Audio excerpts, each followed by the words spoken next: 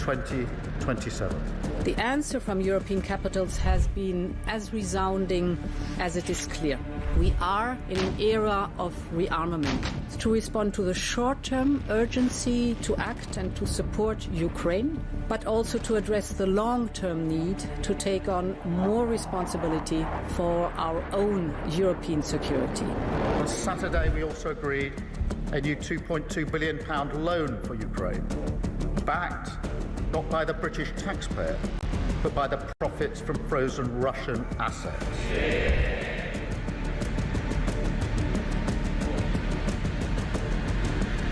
It is my pleasure to bring from His Majesty the King a letter. He sends his best wishes and his regards, of course, but he also asked me to bear this letter and bring it to you. So can I present the letter from the King to you? Thank you very much. Am I supposed to read it right now? Yeah, please do. I will do. I've got to tell him what your reaction is, so I need to know. He is a great gentleman. A great, great gentleman.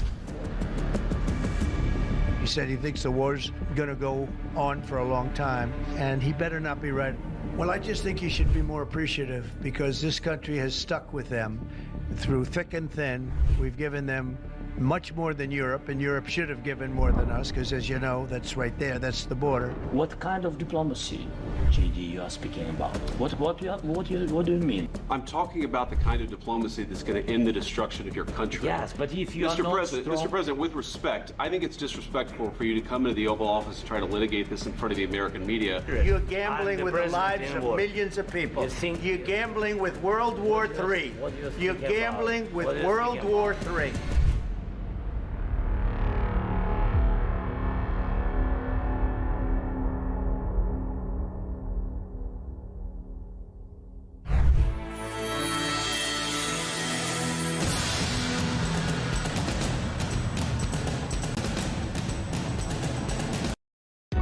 Across the UK, on DAB+, on your smart speaker, on your smart TV, and on your side. This is Talk.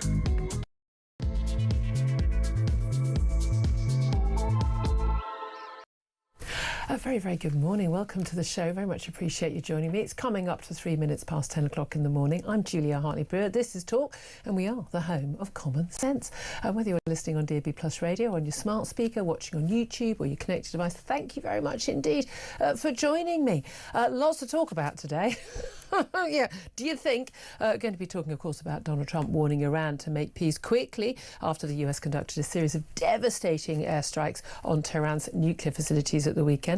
The US president boasted that the B-2 stealth bombers had completely and totally annihilated the Islamic State's underground atomic plant at Fordo, and warned that any retaliation by Iran would be the worst mistake they've ever made. Following the strikes, there have also been warnings of potential terror attacks in the UK by Iran, even though we weren't involved. Interesting today that both Keir Starmer yesterday and David Lammy today refusing to say whether or not they believe the attacks were legal or not. Just suggesting, oh, we weren't involved. No, because we're a bit irrelevant and also Iran, aren't we?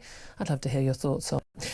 Plus, just a little bit of a win for common sense. We like to have that occasionally. BBC News presenter Martine Croxall rejected woke gender-neutral language during a live broadcast, reporting advice for vulnerable people during the heat wave. Because, of course, we all need to have advice when it's hot, because otherwise we won't survive, because human beings would never survive in hot countries, ever, otherwise would they? But she used the term pregnant people, immediately correcting that to pregnant women with a roll of her eyes. Well done, Martine. Nice to know there's someone sane at the BBC. Plus, British businesses have been urged to rise up against the Deputy Prime Minister Andrew Rayner's new employment laws. This is amid warnings of the devastating effects on the economy of those laws, which are currently going through the House of Lords. The Tories sent an open letter to business chiefs at the weekend, urging them to speak out against the radical plans, they say, or be sleepwalked into disaster. Now, if you haven't already logged on to our YouTube page, my YouTube page, not just the Talk one, but my own one, cunningly called, wait for it, The Julia Hartley-Brewer Show. Do hit subscribe. You can never miss a thing. If you haven't had a look, do just take a look right now. You can hit subscribe, as I say. You'll never miss a thing. And if you have to, brief step away, from the laptop while you're working from home in the garden, lovely weather for it today, a bit cooler than the weekend. You won't miss anything. Anyway, it's great to have you on board, and it's great also, as always on a Monday, to have the brilliant Sam Armstrong. He's a commentator to join us in the studio as well. Very good morning to you. Good morning. An awful lot to talk about. I don't even know where to start. Where do we start? But the question I was tweeting this out over the weekend, and it's going to put into the audience, and of course love your thoughts on just general reactions to what has happened over the weekend and where we go from the future. But I'm asking, first of all, is the world a more or less safe place after Donald Trump's devastating strikes on Iran's nuclear sites? I'd love to hear your thoughts on that. Do you think that the likes of Keir Starmer and David Lammy should actually say, yeah, it was legal, we support it, yeah, you can negotiate some things, but you can't negotiate other things, largely with insane religious extremists, which is what the Iranian regime is. I'd love to hear your thoughts. Do you think the world is a safer place? Do you think the world is a less safe place now? Give us a call, 0344 499 1000. You can text the word talk and your message to 87222. You can get in touch with us on X at Talk TV. Calls are charged at the national rate. Text cost £1, standard network rate message. What's your answer to that question, Sam? Categorically 100% safer today than we were a week ago. Those bombers were dropping our freedom, our security from 40,000 feet onto those facilities. Iran has been totally and categorically clear what it wants to obtain these weapons for, which is to attack us, to destroy us, to injure and hurt our allies in the region, and to do that with impunity that comes from that nuclear guarantee. And that is something that we could not countenance, could never countenance.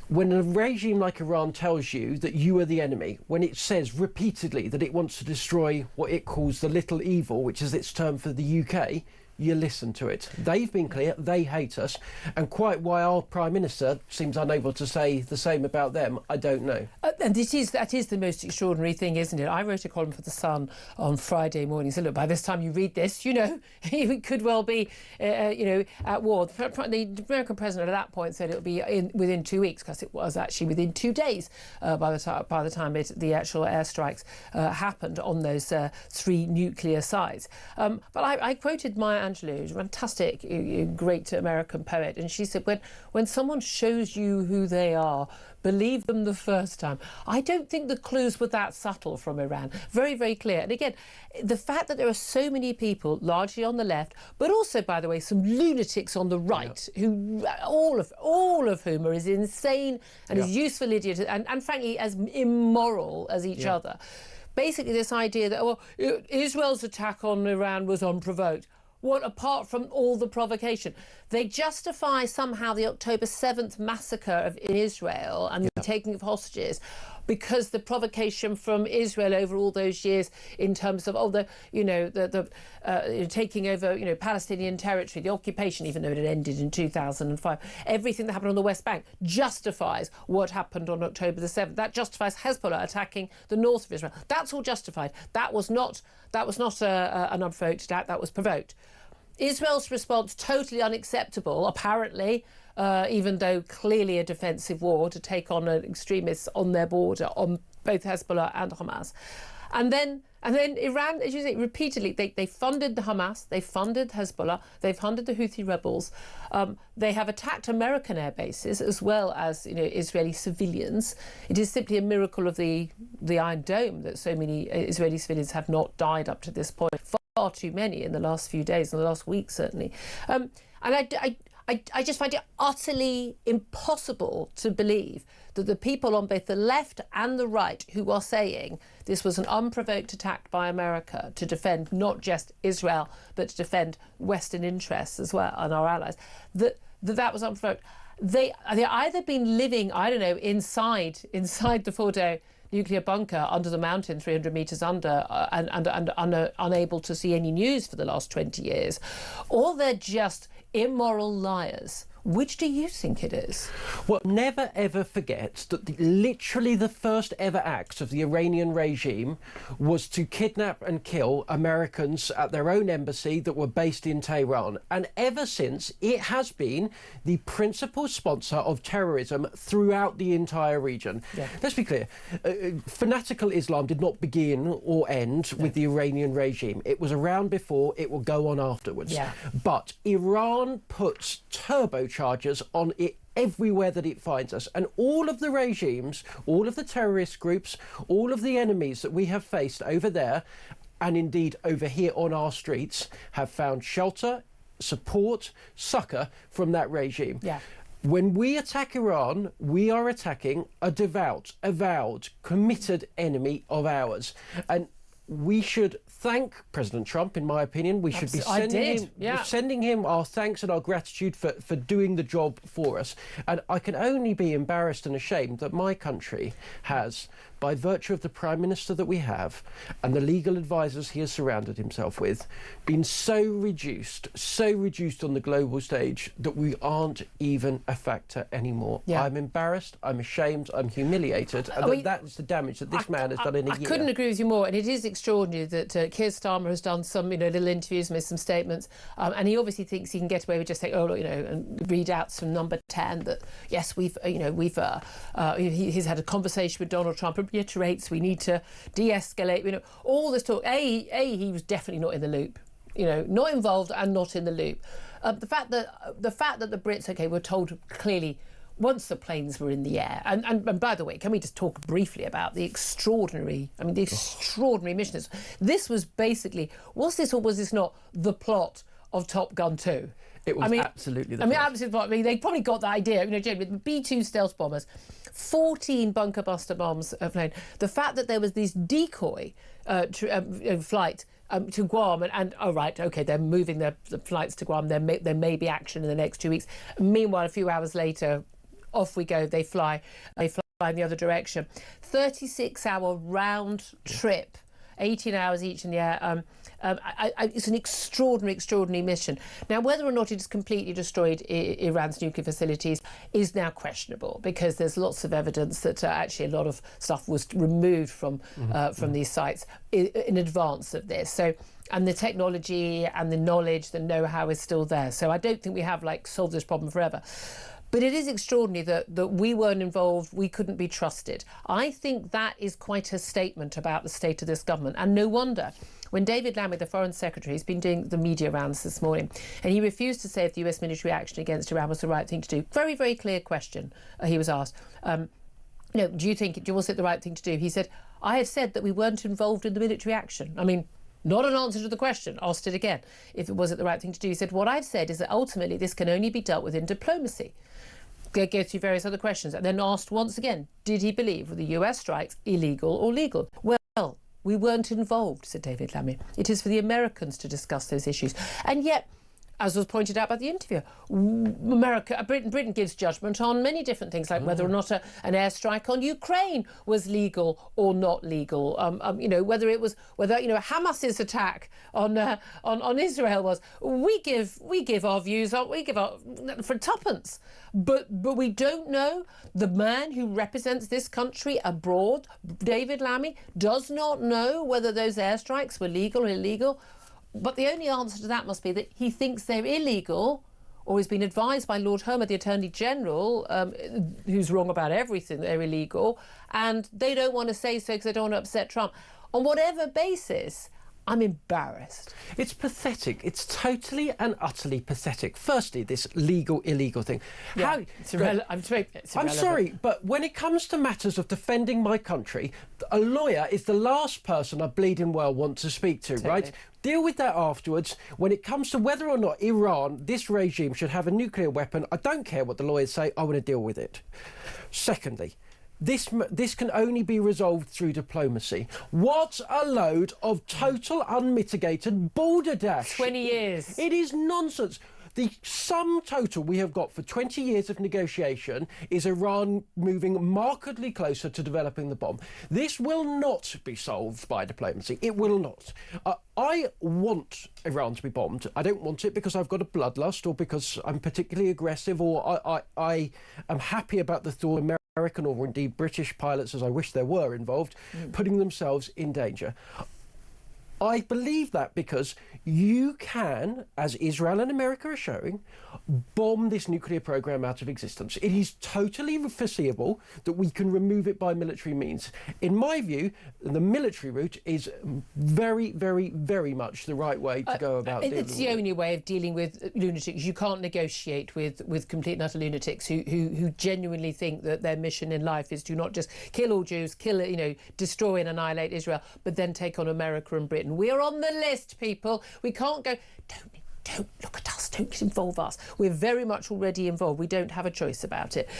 What do you make of the battles within Labour then over this? And obviously Keir Starmer, not that he's corporately not wanting to offend, the president in America, but also trying to deal with things here. And we've got this view that Palestine Action is about to become a prescribed terror group, but not in time to stop the pro-Palestine Action protest at Westminster today. The Met Chief, Sir Mark Rowley, said he is shocked, but unable to act. This is, of course, the organisation which broke into RAF Bryce Norton, although not very different. I think I could break into RAF Bryce Norton and damage 2 military planes with red paint.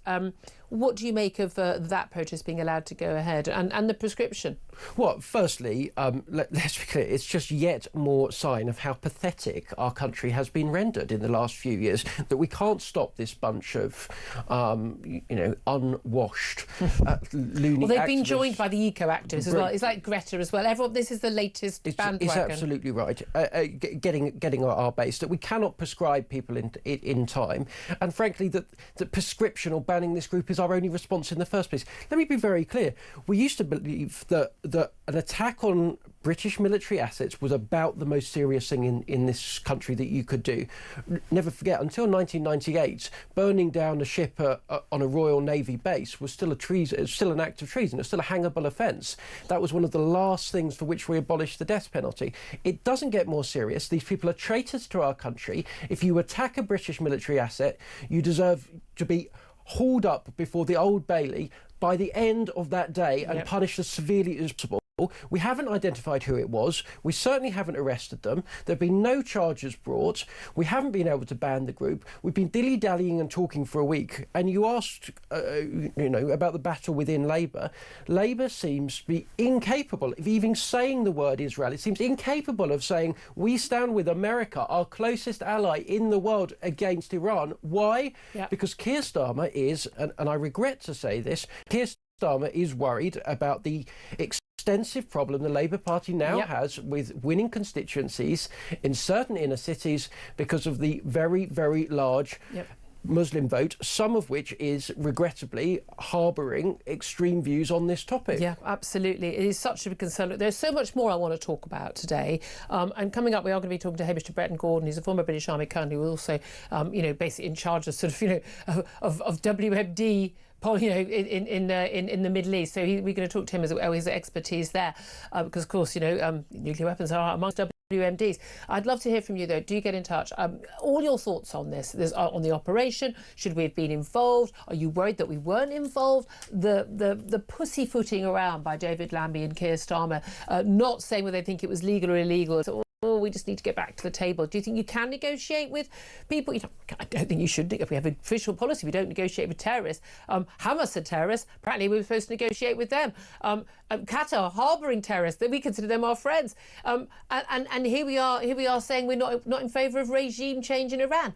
Aren't we? I would have thought we would want to be in favour of regime change in Iran. I'd love to hear your thoughts on all of this. 0344 499 1000 is the number to call. This is Talk.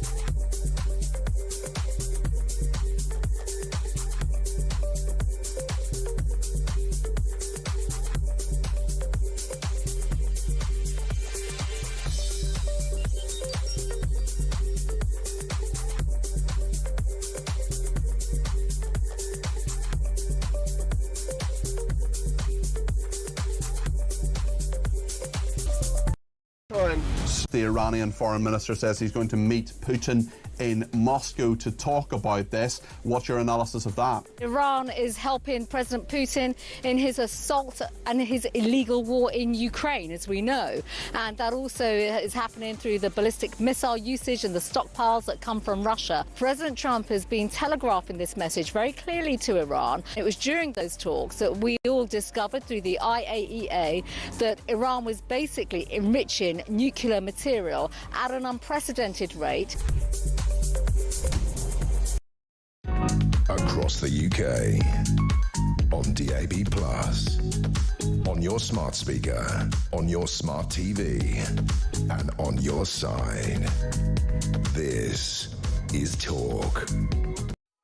Very good morning. Welcome back to the show. 10:21 is the time. Looking forward to getting to your calls already. Lots of calls on the switchboard. 0244 499 1000. Your thoughts on where we are with Iran, American policy, British policy, what's going on at home. I'd love to hear your thoughts on that.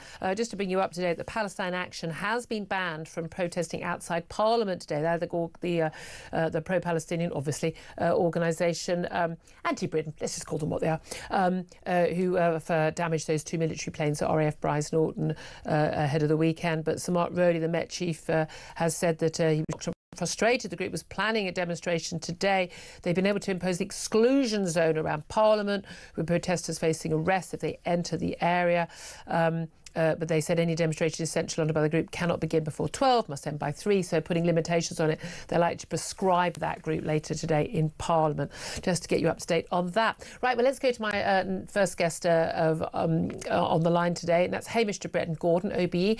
You'll know him, of course, as a former British Army colonel, regular on the show, but also a former commander of British and NATO nuclear defence forces, and very much involved in the hunts for WMDs in the Middle East. Very good morning to you, Hamish.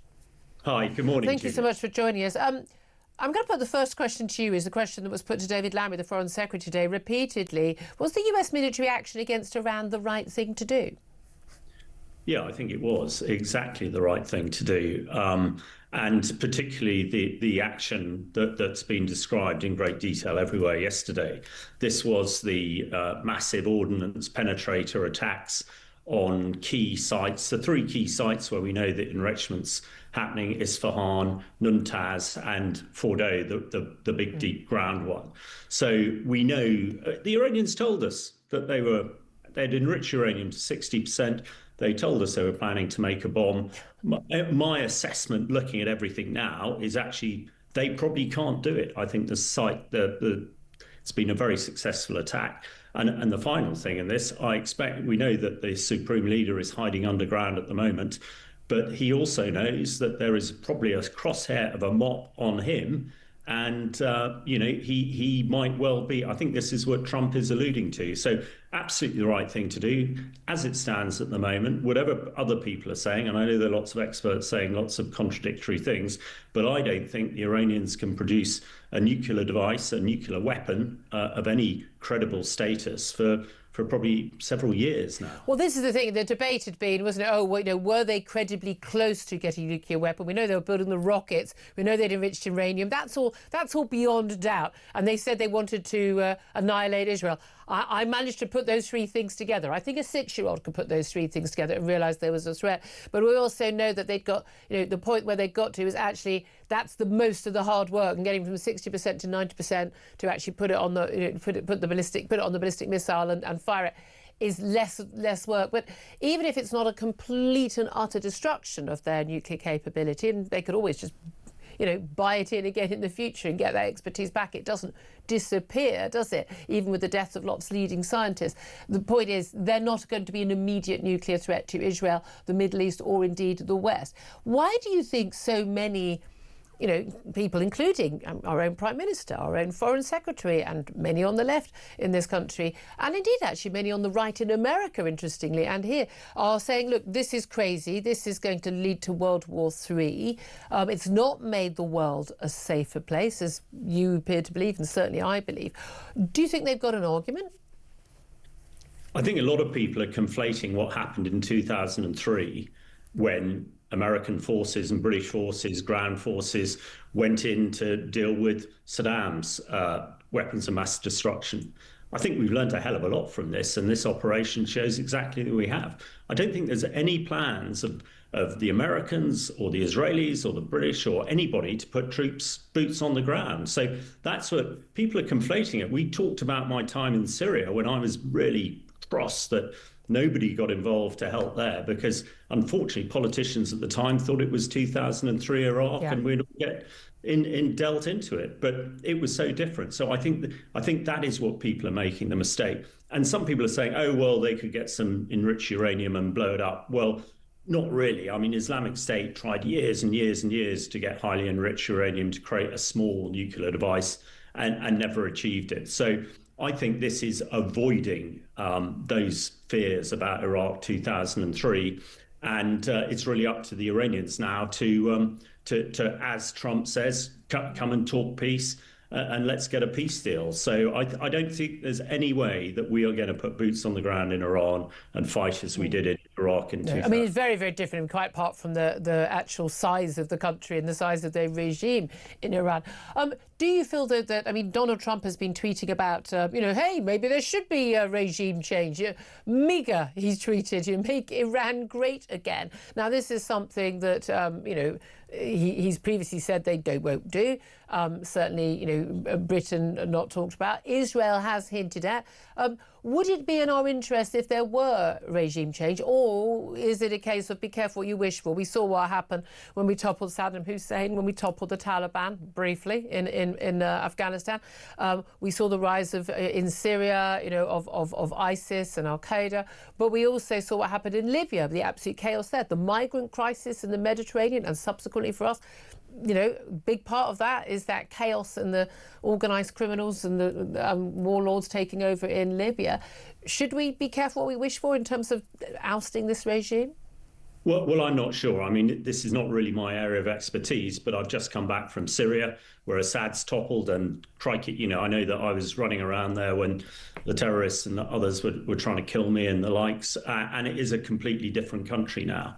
When it comes to regime change, I'm sure the rank and file who have had a miserable life in Iran with the rule of the Ayatollahs and the mullahs for the last 30 years would prefer a more democratic type of country rather than a extreme religious state. So who knows? But let's see. But I do think that what Trump is saying here is that he's got the supreme leaders in the crosshairs of a mob, and in order for that not to be fired, then they need to come and sort out some sort of peace. Going to have to come to the table. And just in terms of, we've just heard reports on Iranian state TV that the nuclear facility of Fordow has been hit again, this time in an Israeli attack. That was, of course, the main target of the US bunker busting bombs. Just talk briefly, if you would, as a military man, about Operation Midnight Hammer, which was an extraordinary operation from the decoy bombers setting off to was it 36-hour round trip for the pilots. Talk us through how audacious this trip was. Well, we've seen some pretty audacious military missions recently. Op Spider's Web, the Ukrainians attacking deep into Russia. Yep. We've seen also the Israeli mission to destroy Hezbollah with the exploding pages. Now, this is on a different level. These are the B-2s, the 7 B-2s that flew thousands of miles, dropped their 14 massive ordnance penetrators, which are phenomenal weapons. But also, it was supported by a submarine firing 76 cruise missiles. We understand lots of fighter jets. They went in and out and did this without the Iranians even knowing, without even any air defense lighting up, no jets taking off. And we've also heard today that the Israelis have taken out sort of the remainder of the Iranian Air Force. So an extraordinary demonstration of power. And I think what it does shows to the world. And hopefully Putin is sitting in his lair in the Kremlin now trembling. And hopefully, I'm very focused on Ukraine, and I hope President if he's prepared to do this sort of thing, yes, support Israel, then us in the UK, our big threat is the Russians and what's happening in Ukraine. And maybe this is just a marker that will get Putin to the ceasefire table as well. Yeah, bearing in mind, of course, Iran has been helping with drones and the like for Russia in that Ukraine war. Hamish Breton Gordon, always great to have you on. He's a former British Army colonel and former commander of the British and NATO nuclear defence forces. He knows what he's talking about. He said it was the right thing to do, Sam Armstrong. And I think this is a key thing.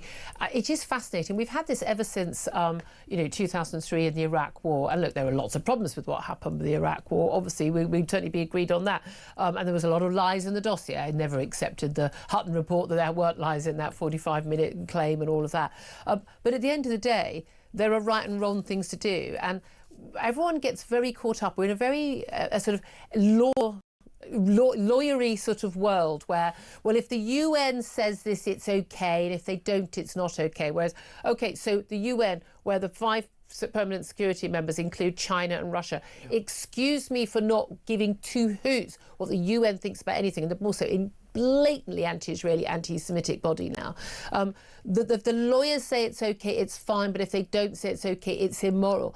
It's about, fundamentally, it's about defence. It's about power, yep. and it's about morality. And at the end of the day, those are the things that will decide what international action is taken. And it will be, post the event, they can justify things or not justify things. But the notion that the international law exists in the ether without being backed by power and right and wrong is a nonsense, isn't it? Yeah, I'm sorry to break it to you, but a bunch of fancy diplomats in New York or lawyers in Luxembourg are not what keeps you safe. Yeah. The people of this country, the people of the Western world, are kept safe by awesome military might, the most powerful armed forces ever assembled in the history of humanity. Our big mate over there. And it is backed up in our country's case with the ultimate guarantee, which is if you attack this country, we can literally wipe you off the planet. That's what keeps us safe. Yeah. And lawyers, Wait a minute, not the EU? Not the EU. I thought it was the EU that kept the peace. Everyone keeps telling us that. Not any of these bodies, not this notional, abstract idea of international law, which, by the way, basically doesn't really exist anyway. It's just a collection of agreements between individual countries.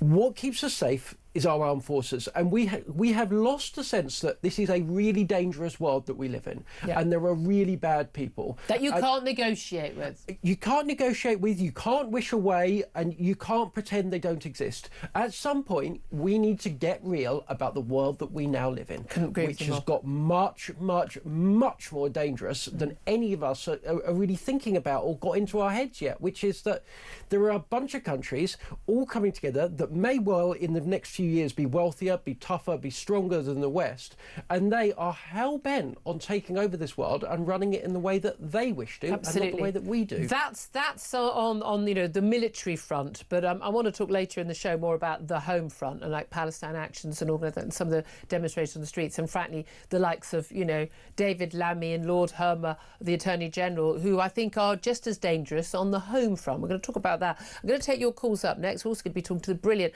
Claire Fox as well, the independent peer, in a few moments as well. But do keep your calls coming in. We'll get to some straight away after the next break. 0344 499 1000 is the number to call. This is Talk.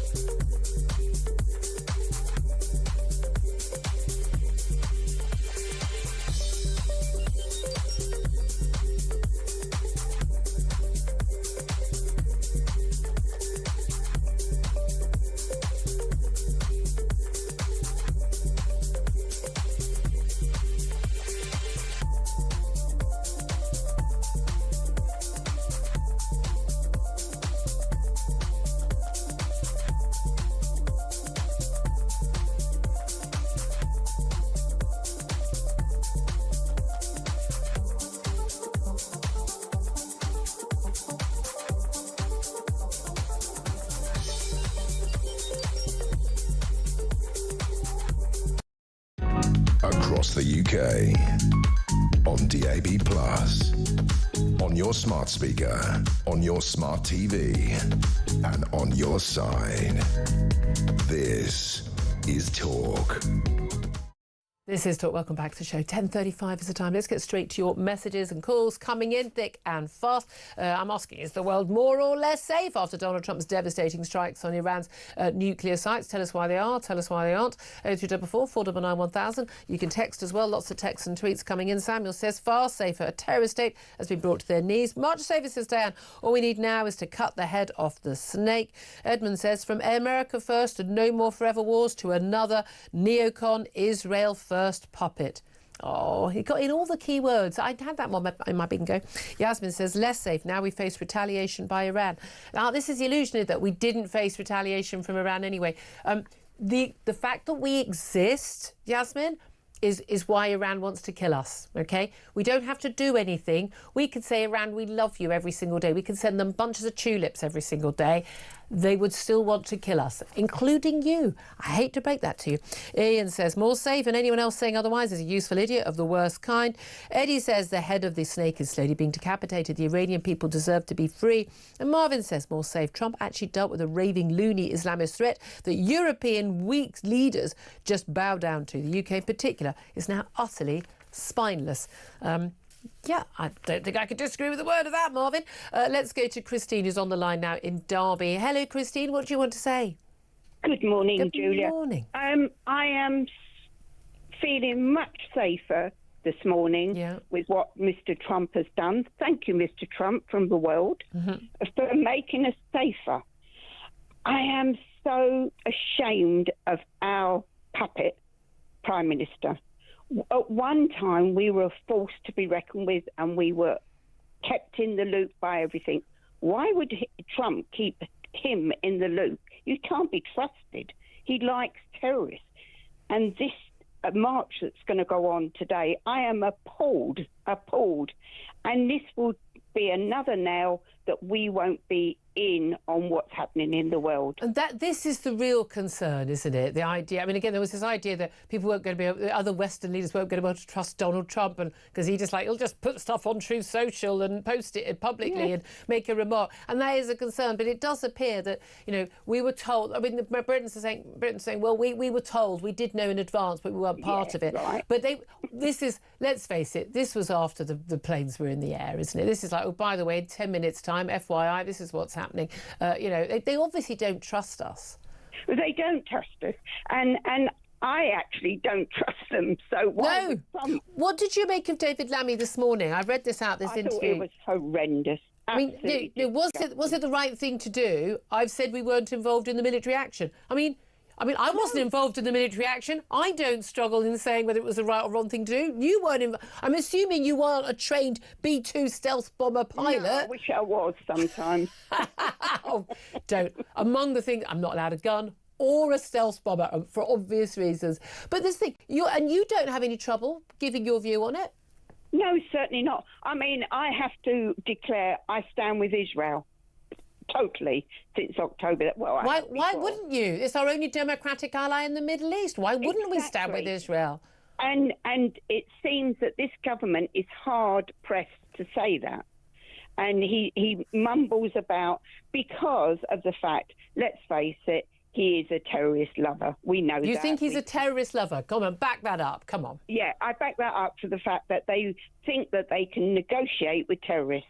That doesn't mean you're a terrorist lover, but yeah, I think he's weakly. I think he comes from a strain of sort of human rights lawyer where they think you can discuss everything with everyone and everything can be negotiated and it's a load of nonsense. You can't negotiate with Islamist lunatics. In this world that we stand today, you have to stand up for what you believe in. We don't know what he believes in. We just don't know because he doesn't come out and say it. He sits on the fence and we've got to go for peace now. You can't get peace from these people. I mean, the only thing that we've got to watch, and I can't remember what it is, but the channel where all the goods come through. Yeah, Homo Straits, yeah. Yeah, I think they might retaliate there. But, of course, that would then involve the whole of the world, wouldn't it? Yeah, was it 20% of the world's oil? But also it would really damage Iran's economy. So, that's their choice. Fascinating. I'm very convinced, Christine, that you know more about this than the Foreign Secretary, David Lammy, which is a bit of a concern to me. Christine, fantastic call. Thank you very much. Let's go to Sean, who is in Northampton. Sean, where do you stand on this? Oh, I'm with you all the way. I'll be in there bombing them now. Personally, I'd take the place out now. We've been waiting for this now for like 30 years. It's the only way we're ever going to have any safety. Iran is just like a scab on humanity, I'm afraid, so we need to take it out. But anyway, apart from that, what I wanted to say, I think they're missing a hell of a morality issue here, because I think there are millions of Iranians that are probably sitting in Iran now thinking, come on, America, please get rid of this lot of nutcases so we can go back to having some kind of life of our own. Yeah. And I think when Starmer and people like that who try and procrastinate towards it, you can liaise with people, like you said so many times this morning, liaise with the imams and the Ayatollah. They'll tell you whatever you want to hear until they've got their bomb. And I just can't believe that Starmer, who's had such a bad year, he's pathetic, he's awful, he's not jumping on the American bandwagon now. At least try and make himself look like a statesman, because all he's done so far is picked Donald Trump's papers up, isn't it? Yeah, no, exactly. I mean, again, I did actually feel sorry for him there, because of course someone had to pick up the papers and he'd look a bit weird if he didn't pick them up, and I don't think Donald Trump probably could at his age bend down and pick them up, but it just it's going to haunt him, that, not as much as taking the knee for BLM in 2020, but still. But this is the thing, it's just, as you're right, I mean, Iranians may want regime change. I mean, we don't know exactly how many people, but as a general rule, if a regime has to be as repressive as the Iranian regime is to its people, odds are it's not very popular with its people. I met a lot of young people in the last year. I worked for a company in Northampton where immigrants under 18 supposedly were housed and looked after. Yeah. And to 100% of those who'd come out of Iran or the Kurdish part of Iran, because of the sheer fact they can't have a brain, they can't say what they think, they can't think anything, they do as they're told. And for us over here, that even now, how bad it is, we've got all our freedoms, we can basically still say what we want. Mostly. I don't think people don't understand what it's like to live in that oppressive regime. No. Well, then you get the idiots. I mean, India Willoughby, he's been tweeting about, claims to be a trans woman, and he's been tweeting about how, Iran is, he could go and live in Iran, same as Britain, because, he'd be, as a trans-identified woman, he would, or trans-identified man, he believes he's a woman, that they're treated very well in Iran. I mean, this is an absolute lie.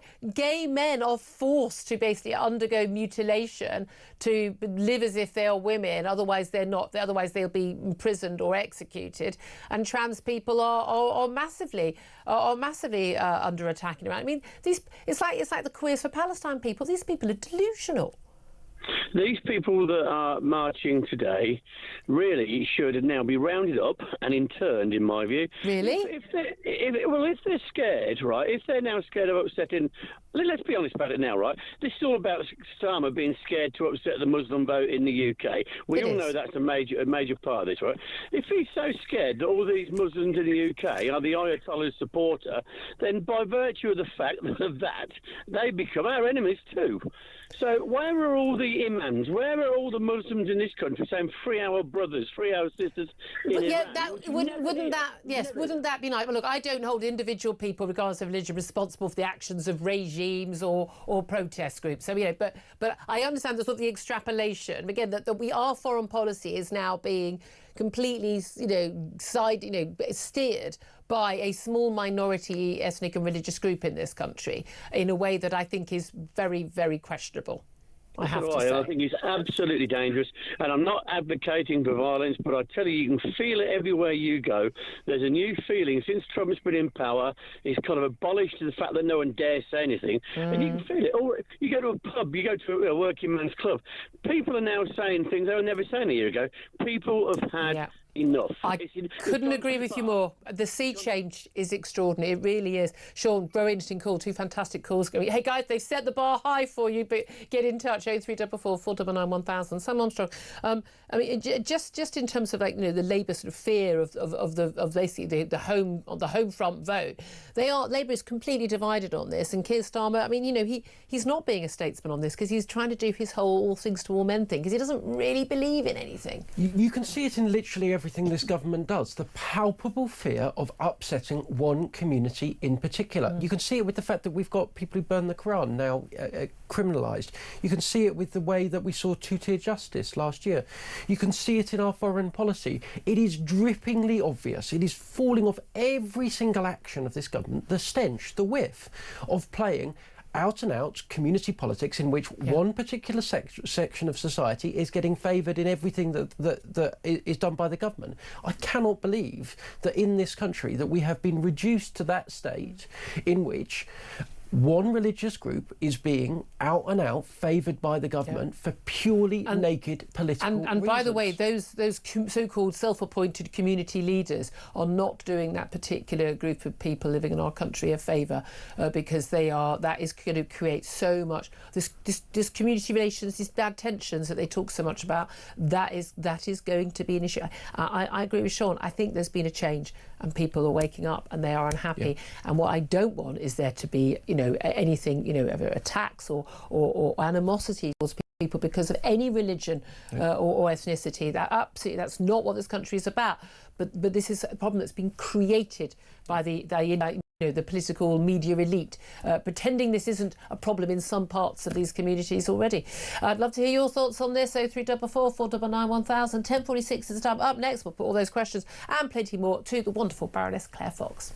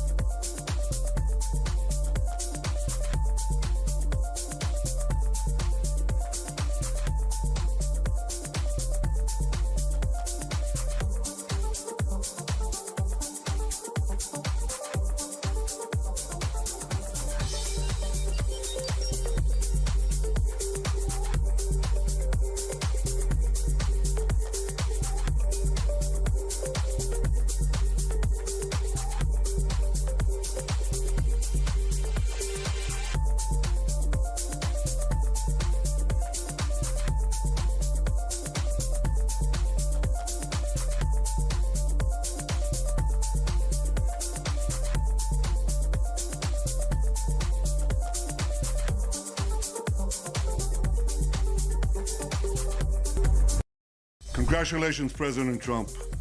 Your bold decision to target Iran's nuclear facilities with the awesome and righteous might of the United States will change history. In Operation Rising Lion, Israel has done truly amazing things. But in tonight's action against Iran's nuclear facilities, America has been truly unsurpassed. History will record that President Trump acted to deny the world's most dangerous regime the world's most dangerous weapons. Across the UK, on DAB+, on your smart speaker, on your smart TV, and on your side. This is Talk. This is Talk, the home of common sense, for me, Julia Hartley-Brewer. 10:49 is the time. Sam Armstrong's still with me, but joined right now by Baroness Claire Fox. She's an independent peer and director of the Academy of Ideas. A very good morning to you. Good morning, Thank you very much. I know I want to talk to you about lots of other things, but do you want to just come in on and answer the question about whether or not the US action was right or the wrong thing to do? A question which apparently our Foreign Secretary David Lammy couldn't answer this morning for the BBC. It was the right thing to do. There you are. See, David? It's really easy. It's just really easy. And moving on. I could talk at great length, but we'll move on. Yes. Let's move on. A lot of things I want to talk to you about, but including, and this sounds so sort of petty when we're dealing with, life and death and the threat of nuclear war and goodness knows what. But I think we were all a little bit excited when we saw on the BBC over the weekend a small moment of common sense when the news presenter Martine Croxall basically rejected woke gender-neutral language live on air. She was reporting advice for vulnerable people during heat waves. Again, the elderly and it was pregnant people, and she immediately corrected it to women with a roll of her eyes. I spotted it. J.K. Rowling spotted it, said my new favourite BBC presenter. No doubt she'll be roasted over the coals by BBC bosses, will she not, for having done that? But, these little moments of sanity are creeping in, aren't they, on the gender debate? Yes, it does feel peculiar because we've just been talking about Iran, where women can have their eyes gouged out for showing a bit of hair or not wearing the right veil. So you can think, is this a bit indulgent? But actually, it was that eye roll that was magnificent from Martina. She corrected the language. She rolled her eyes. She has had to close her, turn off her account on X because she got so much abuse despite the support she got from J.K. Rowling and the rest of us. But I think that that's why she got abuse. Yeah, that's so. Literally, factually corrected. Pregnant people, yes, they're not people. They're a subset of people women. Called women. But the thing that's shocking is, of course, that the BBC had written that script for her. That was what was on the auto cue, and I think that there is a real problem, which is that the media have not caught up with reality in many instances, and are still insisting on this nonsense. And it's the same with many institutions like the NHS, like universities. Some people absolutely aggressively saying we refuse to implement the clarity that was brought by, for example, the Supreme Court recently. I'm always very brave. I'm impressed with these organisations. Just very, very brave and say we simply won't obey the law. And good luck with that. What I would like is any of the organisations that say we won't obey the law, when they're taken to court, as they will be, and when they lose, as they inevitably will be, I want those people sacked, and I want them, rather than the taxpayer, because often these are public bodies, to be paying the bill. I know there's going to be a protest next weekend over one of the, a number of men identifying as trans, but clearly men, who are in women's prisons. Again, we've had that Supreme Court ruling for quite a few months now, and yet there are still men in women's prisons when that is completely against the law. Yeah, well, I believe that there's going to be a protest in Parliament, I think tomorrow or Wednesday, of trans activists, the other way round, saying that their human rights are under threat, which is obviously a nonsense. Because actually, as we know, the Supreme Court did not take one right from one trans person at all. They clarified that, in fact, affording made-up rights to trans people actually deprives women of equal rights and of single-sex provision. So, there's a lot of protesting around. There's a lot still of people who are refusing to accept this. Yeah. But I think that Martina does deserve some credit for that correction, because it's also a sign of something else, which is there's more and more people with the confidence now to say what they've always thought, even in a professional capacity. But I do find it galling that mainstream media have still and carry on insist on this, bizarre, using preferred language. Exactly. No, exactly. I have to say, when I write my sum column, I always put a note to sub-editors if it's on the trans issue. Do not change any of my pronouns in this. They are biologically correct. What was interesting, judges, according to new guidance issued to judges, they no longer have to refer to criminal defendants by the gender of their choice. And this has happened repeatedly, where women who have been raped or sexually assaulted, and the male assailant is in the court, and when they give evidence, they are required, along with all the court people, this big bloke is standing standing there, and they're required to refer to her and she, and by some, made-up woman's name, and to refer to her penis. I mean, it's an abomination this has been forced to happen. But let's move on. There's other things I want to talk about. The Lords is dealing with a lot of things at the moment. We've got the assisted dying bill is going to be moving to the Lords. I'm interested to get your thoughts on that if we can. But also I want to talk about the new laws in terms of employment laws. And there is a big concern by a lot of businesses, and they've been written to by Tory chiefs over the weekend, basically saying you need to start standing up on this. This employment rights bill has gone through Parliament, gone through the Commons already. In terms of giving workers a hell of a lot more rights and a hell of a lot sooner from when they start work, as in on day one, not after 1 year or 2 years, various different rights, which many people are saying won't lead to workers getting better rights. It will lead to fewer workers getting jobs. What do you make of the bill? Yeah, so the bill is finishing its committee stage tomorrow in the Lords. It's been a very, very long committee, I have to say, with quite a lot of us raising concerns. And I think it's like a lot of laws at the moment, which is if you hear that there's a bill that says, employment rights bill, enhancing employment rights, you think, oh, well, I'm for that. And I'm an old trade unionist, so I can kind of relate to that. And then you see this absolutely whopping, you should see it, the size of this bill is enormous, that the government has put forward that actually is going to lead to genuinely a loss of jobs. Yeah. Because it treats companies, all sorts of companies, from small micro businesses all the way through to huge corporations, exactly the same in many instances. It demands of them the most incredible regulations in terms of first day rights. So you can literally arrive at work, get sick and be off on the sick, and that's the end of that. Yeah. So what's going to happen is not that gives you a right, it's that employers are less likely to employ people. Yeah. You're not allowed to give people trials for the, in terms of you can have 3 months to try you out. Yeah, because everyone can fake it in an interview. Can they fake it for the next 3 months? That's the thing. There's all sorts of things like that. There's a huge amount of power being given to the trade unions. Now, I'm a trade union. I've been a trade unionist. I get that. But only 20%, I think, of the population, of the working population, are in trade unions.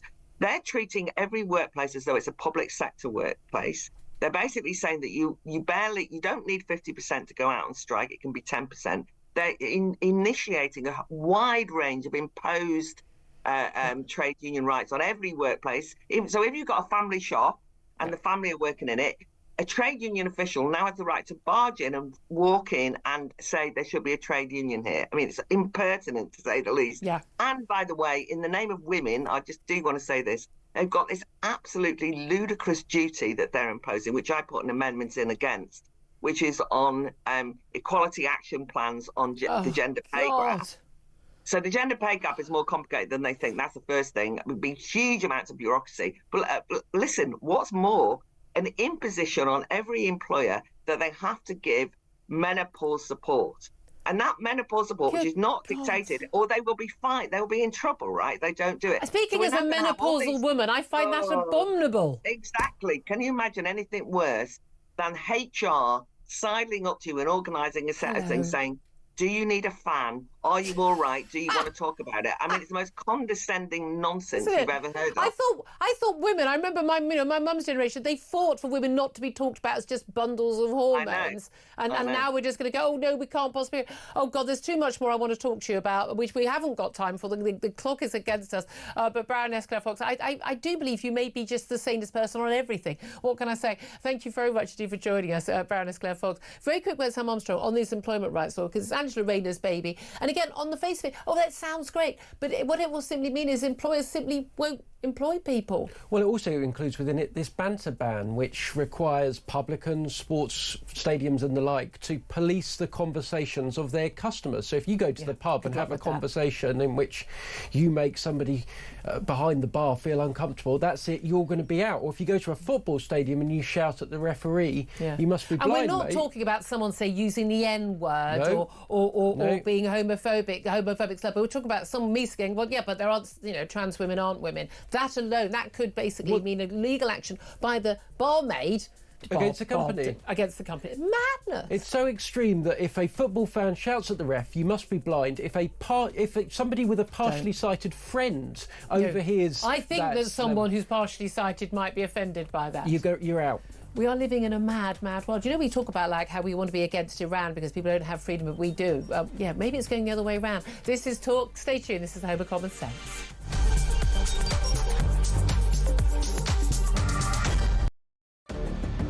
I can announce this government will begin the biggest sustained increase in defence spending since the end of the Cold War. We will deliver our commitment to spend 2.5% of GDP on defence, but we will bring it forward so we reach that level in 2027. The answer from European capitals has been as resounding as it is clear. We are in an era of rearmament to respond to the short-term urgency to act and to support Ukraine, but also to address the long-term need to take on more responsibility for our own European security.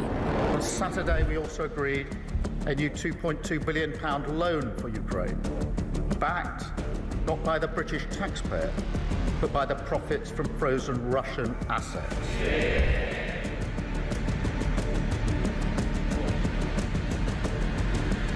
It is my pleasure to bring from His Majesty the King a letter. He sends his best wishes and his regards, of course, but he also asked me to bear this letter and bring it to you. So can I present the letter from the King to you? Thank you very much. Am I supposed to read it right now? Yeah, please do. I will do. I've got to tell him what your reaction is, so I need to know. I need to know. He is a great gentleman. A great, great gentleman. He said he thinks the war's going to go on for a long time, and he better not be right.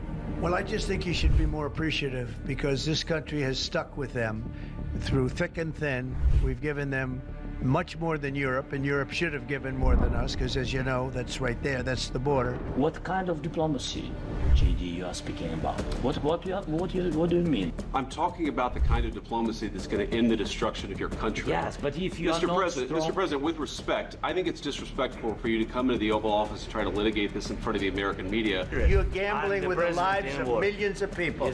You're gambling with World War III. You're gambling with World War III.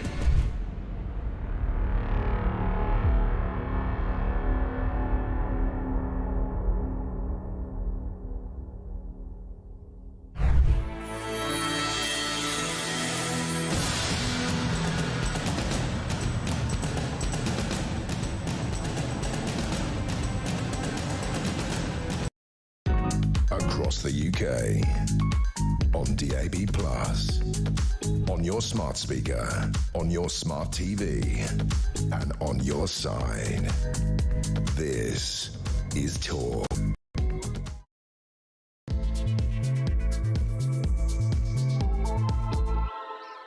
Very good morning. Welcome back to the show. It's coming up to 3 minutes past 11 o'clock. I'm Julia Hartley-Brewer. This is Talk, the home of common sense. By the way, if you've not had a look at our YouTube page, it's actually called The Julia Hartley-Brewer Show, just for this show. We've got a talk page as well, of course. But if you want to go to The Julia Hartley-Brewer Show, if there's anything you missed, if you just tuned in, you missed a rip-roaring first hour, if I don't say so myself. And I do get onto that page. Click on subscribe and you'll never miss a thing. Coming up in this hour, I'm going to be talking more about Donald Trump and his strikes in Iran. And he has warned Iran to make peace quickly after those devastating strikes on Tehran's nuclear facilities. We understand Israel has repeated an attack on the Fordo facility. But the US president boasted that the B-2 Spirit stealth bombers had completely and totally obliterated the Islamist State's underground atomic plant at Fordo, warned that any retaliation by Iran would be what he called the worst mistake they've ever made. He's also been talking about regime change. Make Iran great again. We shall see whether that comes about. What has been particularly interesting is the inability of David Lammy, our Foreign Secretary, and the Prime Minister Keir Starmer to be very clear that the action was the right thing to do. David Lammy was asked 3 times whether it was the right and legal thing to do, and basically just kept replying, well, we weren't involved. Not that that's actually an answer to that question. Still going on there, but also the Metropolitan Police Chief has said he's shocked and frustrated at a planned protest in support of Palestine action in London today. They've managed to exclude the protesters from the Westminster area and to limit the time, because they can actually limit protests. But Sir Mark Rowley said that while the right to protest essentially said actions in support of such a group go beyond what most of us see as a legitimate protest. This comes after, of course, the Home Secretary is set to prescribe the group as a terrorist organisation after they broke into RAF Bryce Norton Air Force Base and sprayed 2 military planes with red paint, causing millions of pounds worth of damage. Plus, we're going to be talking about the NHS. Labour's own voters now see high immigration as the biggest single pressure on the NHS. This is a survey of 2,000 people who voted for Keir Starmer last year. This comes as 1,000 migrants in small boats crossed the Channel in just 2 days at the weekend on Friday and Saturday. We'll talk more about that coming up. Also worth noting, by the way, that Wes Streeting, the Health Secretary, has confirmed a rapid national investigation into maternity care provision in the NHS in England. He's made the announcement to the Royal obstetricians and gynecologists this morning and apologised to the families of babies that have died or had poor care in various different cities. Up to 10 most at-risk units will be investigating and report to Wes Streeting by Christmas. In his speech, he acknowledged the failures at places like Nottingham, Leeds and Sussex, among others. And he said the mindset of deaths at birth being something that just happens is something that has to end. Other breaking news, by the way, since we've come on air, Volodymyr Zelensky, the Ukrainian president, is visiting London today ahead of a 2-day summit with NATO leaders in The Hague. President Zelensky is expected to discuss his country's defences and new ways to increase pressure on Russia. Joining me today for all the conversation is commentator Sam Armstrong. I think it's one of those things, I mean, you and I are very much in agreement on in terms of, you know, Russia's hostilities against Ukraine and what the European leaders and what the American leadership should be doing to help Ukraine. And it is fascinating that we see these incredible contrasts when it comes to dealing with Israel and Iran. And yes, OK, we've taken part in defensive procedures, taking down weapons that have been aimed from Iran to Israel, but not being involved in, probably only told at the last minute about this US attack on these 3 nuclear sites over the weekend, Sam. But also the mealy-mouthed exchanges we've seen from Keir Starmer and David Lammy about Iran. Like, you know, 3 times David Lammy asked this morning on the BBC if the US military action against Iran was the right thing to do. And he just kept saying, we weren't involved in military action, as if we can't give an opinion on it, whether we were involved or not. And yet we've got the same issue with Donald Trump's failure to sort of call it right on Ukraine and sort of on the one hand, on the other hand, as if they're both equal. I think it's very strange to be a sort of a commentator, to be a voter in this country right now, and to watch these strange contortions. So many people in politics, so many people in the media, so many people who we may know and love, but nevertheless contort themselves into whether some particular military actions or whatever are right or wrong and some others are not right or wrong. It seems so clear-cut to me. You know, Israel has a right of self-defence. Iran, against Hamas and against Iran. Iran is a threat, and they had the right to go in. America's right to go in as well to basically see off it. Ukraine has a right to self-defence. Russia is the country in the wrong, unprovoked attack. These things seem to me to be so eminently obvious and black and white. I find it difficult when people, whether it's David Lammy, Keir Starmer or Donald Trump, struggle with both of those or one or both of those conflicts. Yeah, I have a simple rule, which is I don't like countries that want to kill me. Just putting You're that out going there out on a as limb in a quite policy. old-fashioned way there, but you know. There are 2 reasons why David Lammy seems to be unable to answer this most basic question of was it right or was it wrong. Either he thinks it was wrong because of this bizarre belief in international law that says, oh, we can't do anything without checking with the lawyers first, and he's embarrassed about what normal people might think about him, or he thinks it was right. And he's worried about what the reaction would be amongst Labour's problems, constituencies in inner cities that we all know exactly what's going on and we have to pretend isn't happening. Those are the only 2 options. Which do you think it is? And which is worse? Because they're both pretty awful. Well, to tell you the truth, I don't know which is worse of those 2. We are left in this bizarre situation in which we have to choose between two evils here. But what jumps through, what shines through it all, is the sad decline of Britain as a country. 5 years ago, 10 years ago, frankly, 1 year ago, Britain would have been a major player in what was going on right now in the Middle East.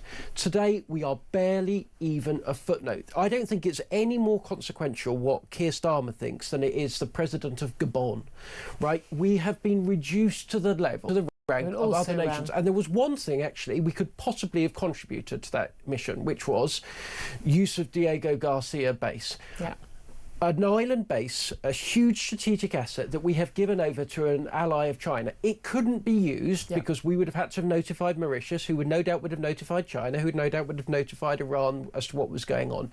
The one thing we could have offered was that. And as a result, American Air Force pilots that could have done this mission in 6 hours had to fly halfway around the world. 18 hours there, 18 hours back. 36-hour mission. I mean, I get uncomfortable on a plane if I have to sit there for more than 3 hours on my trip down to the Med in the summer. It is Ryanair, but nevertheless, these guys had to go through something of utter heroism, utter devotion, incredible mission, because Britain had chosen to abandon our national security interest, those of our allies, in order to placate international lawyers. And what's worse, having done it, having been shamed by it, we are doing it even now. This country is run by Lord Hermer, for Lord Attorney Hermer. General. This is... there was a moment, I don't know when it occurred in the last 20 years, in which there was a coup in this country in which international lawyers, public lawyers, Doughty Street took over this country without And they've taken over every area, whether it's foreign policy, whether it's defence policy, whether it's immigration policy, whether it's I mean, you know, you name it, in every possible field they have taken over in all the important ways, and everyone is now beholden to it. But I just found it extraordinary. Foreign Secretary David Lammy asked 3 times to the BBC, is the US military action against Iran was it the right thing to do? He said, I've said we weren't involved in the military action. Asked again, was it the right thing to do? What I've said is that ultimately this can only be dealt with in diplomacy again. And then again, asked again, were the strikes illegal or legal? Well, he said, we weren't involved. It's for the Americans to discuss those issues. We have a foreign secretary who can't say whether or not it was a good thing for our greatest military ally to take out the secret nuclear facilities, trying to build a bomb to kill our biggest and only democratic ally in the Middle East, and also that a country that has threatened America and Britain and entire Western civilization, a country which has been secretly building these weapons against the Non-Proliferation Treaty. The IEA, the International Atomic Agency, made it very, very, very clear they've enriched uranium to 60%. There's no reason to do that. I mean, literally no reason to do that unless you want military-grade uranium so you can build a nuclear weapon. They have said they want to annihilate our ally Israel. They've repeatedly fomented terror attacks across the Middle East. Hezbollah, Hamas, Houthi rebels, all funded by Iran. Syria, the Syrian regime helped by Iran. They have been helping Russia in Ukraine against our ally Ukraine. They have fomented terror attacks here. There's a terror attack still going through the courts here, fomented by Iran. I just don't think, was the US action the right thing to do? Was it legal or illegal? Is a difficult question for anyone with A, a brain, and B, a moral conscience to answer. So is he thick, or is he a bad person, or is he both? Well, my worry is actually that nobody is stupid enough to not have a view on this, right? This is a basic question of right and wrong. And anybody with a conscience would come to the inevitable conclusion that this regime, this evil, malevolent force that attacks us, conducts attacks every bit as serious, by the way, as what Russia did with Novichok on attacking the Skripals, that what they are doing is evil. I think David Lammy accepts that. I think David Lammy believes that.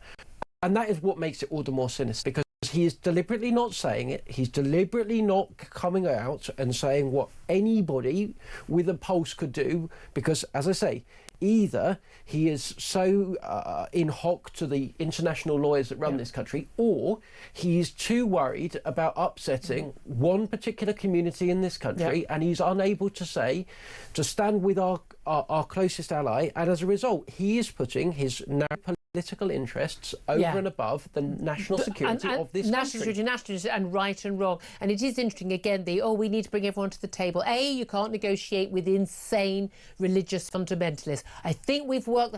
We didn't... When we had Al-Qaeda, there was no negotiation with Al-Qaeda in 2001. They were told, told Taliban, give up Al-Qaeda, or we're going to come in. They went in. There was no negotiation with bin Laden. There was no negotiation with ISIS. We went in and killed them. I don't remember any complaining then. They certainly didn't complain about all the civilians who died. And, oh, my God, tens of thousands of civilians died as a result of that. No one was complaining about that. I mean, not mainstream at all. They seem to think there's something equal between even what's currently going on between Israel and Iran. And we understand Israel has been attacking the Fordo nuclear site again today. And again, we've seen missiles. Again, we've seen huge devastation in Israeli cities. But it's very, very clear. The Israelis are carrying out targeted attacks. Very clearly targeted attacks on nuclear and military sites. They are targeting, scientists, military leaders, whereas you've got the ridiculous situation where you've got the Iranians are clearly targeting civilians. Well, and who are the Israelis targeting? Well, one target they've just attacked in the last few minutes is the Evin prison, which is where Iran holds its political dissidents, including Nazanin Zaghari-Ratcliffe, a British citizen who was held there for many years as a hostage, taken in order to extract money out of this country. Yeah. And it worked. Israel has just destroyed the entrance to that prison. So who is Israel targeting and who is it defending? Well, one of the groups it's defending are democracy activists within Iran. Israel, even in this moment, is choosing to spend its resources, its time, in order to enable the defenders and promoters of democracy in this country, in Iran, and in order to stand up for the Iranian people. If you want to know who people's side are on, look at who they target. Iran is targeting hospitals in Israel where sick people are receiving treatment. Israel is targeting the places where Iran tortures its own dissidents. I think if you check more closely, that Israeli hospital targeted those Iranian missiles. If that would be how the BBC would report it, surely, I don't know. What do you make of the protest today? It's not going to be allowed outside Parliament, but Palestine Action, these are the people who, yes, one of the many basically useful idiots of supporters for the likes of Iran. And we had people at the weekend, by the way, on marches in London, waving placards of the Ayatollah Khamenei, waving Iranian flags. I mean, good God, people. This is one of the most tyrannical regimes on the planet. These people who think they're woke and right on and cool and on the side of good, supporting a regime which mutilates, murders, beheads people for having just the most benign views, women for not covering, not even just not wearing a headscarf, not wearing it correctly, for goodness sake, gay people, those trans people you care so much about, don't have a good line around. People are forced to become supposedly trans because otherwise they'll be executed for being gay. That's not a pro-trans policy, folks. Women totally subjugated. Everyone. This is an awful, terrible regime. But no, we're going to be on the side of this regime, they think. And then we've got, Palestine Action. So they're the ones who went into RAF Bryce Norton before the weekend, and easy to get in, just climbed over a fence, not enough security. We need a wake-up call on security in this country, really do. And they caused millions of pounds worth of damage to 2 RAF jets with throwing red paint on them. They were going to be prescribed, we understand today, by Yvette Cooper, the Home Secretary, as a prescribed terror organisation. That's what they've been referred to as by Sir Mark Rowley, the Metropolitan Commissioner. But he expressed shock this morning that, they're being allowed to protest. He says there's nothing we can do if they're not prescribed. The police are, though, allowed to, impose restrictions. So they're not going to be allowed to protest in Westminster outside Parliament. They can only protest between 12 and 3. They're not going to dominate the streets. I have a funny feeling they're all going to be on my tube on the way home. And annoyingly, I forgot my Israeli flag again. But in their cafes and their performative work. But this is an organisation that, people say, it's pro-Palestinian civilian. Is it? The fact that we are celebrating that we've moved them 100 yards up the road and limited their protest to early afternoon shows just how pathetic this country has come. Nothing gets me as angry as this. Let me be very, very clear. If you stand with enemies of this country whose regime's leaders have declared that attacking us and our interests is part of your national identity, if you stand against this country's allies, if you attack this country's military assets, its planes, which, by the way, are cargo planes, they're not capable of attacking anyone. If you do all of those things, you are a traitor. And I'm sorry to put it highly. You are a traitor to this country. You have committed, as far as I'm concerned, treason. And there is nothing as serious as that. As far as I'm concerned, each and every single person that has been involved in this despicable organisation that has been allowed to carry on committing wanton criminality for far too long. And it's not just, this isn't the first event. They've been attacking businesses, businesses, Donald Trump's golf courses. They have made it basically impossible to run legitimate arms companies in this country. If you have played any role in this organisation at any stage, you should be rounded up and detained for as long as is necessary for you to be disabused of your crazy they'll be radicalised even more. But what I find extraordinary is the number of people on the left, and even Shami Chakrabarti, formerly of Liberty, now a Labour peer. I mean, she used to be. I suppose she used to be a good soul. Some of her views now are so unbelievably immoral. Hi, Shami, if you want to come on the show and discuss that any time. But she did these comparisons with the suffragettes. When anyone does this, like the suffragettes didn't have a vote, and they resorted, after decades of action, they resorted to really very low levels of violence. They caused more hurt to themselves than they caused to anybody else. I mean, the idea that you can compare, the ANC, Nelson Mandela, if you don't have the vote. Anyone who's a member of Palestine Action in this country, who's a Briton, has a vote. If you want to try and force change in this country, you go to the ballot box, you put your ideas forward, you persuade political parties, you stand yourself. That's how you get change. You don't force it. That's why I feel the same way about the Just Stop Oils and all the other eco-campaigners demanding action. No. And by the way, they've all the same, like Greta Thunberg and all the other eco-activists, they're now all suddenly pro-Palestinian. That's the cause in the last year or two that's much more fashionable. And they're equally dumb on both topics and equally immoral, I believe, on both topics. But it is just extraordinary, this idea that, well, because I want things to be a certain way that I think, then I can just do anything I want to make it happen because I've got good on my side. Well, I know I've got good on my side, but I don't think it gives me the right to go and blatantly cause criminal damage or threaten people, funnily enough.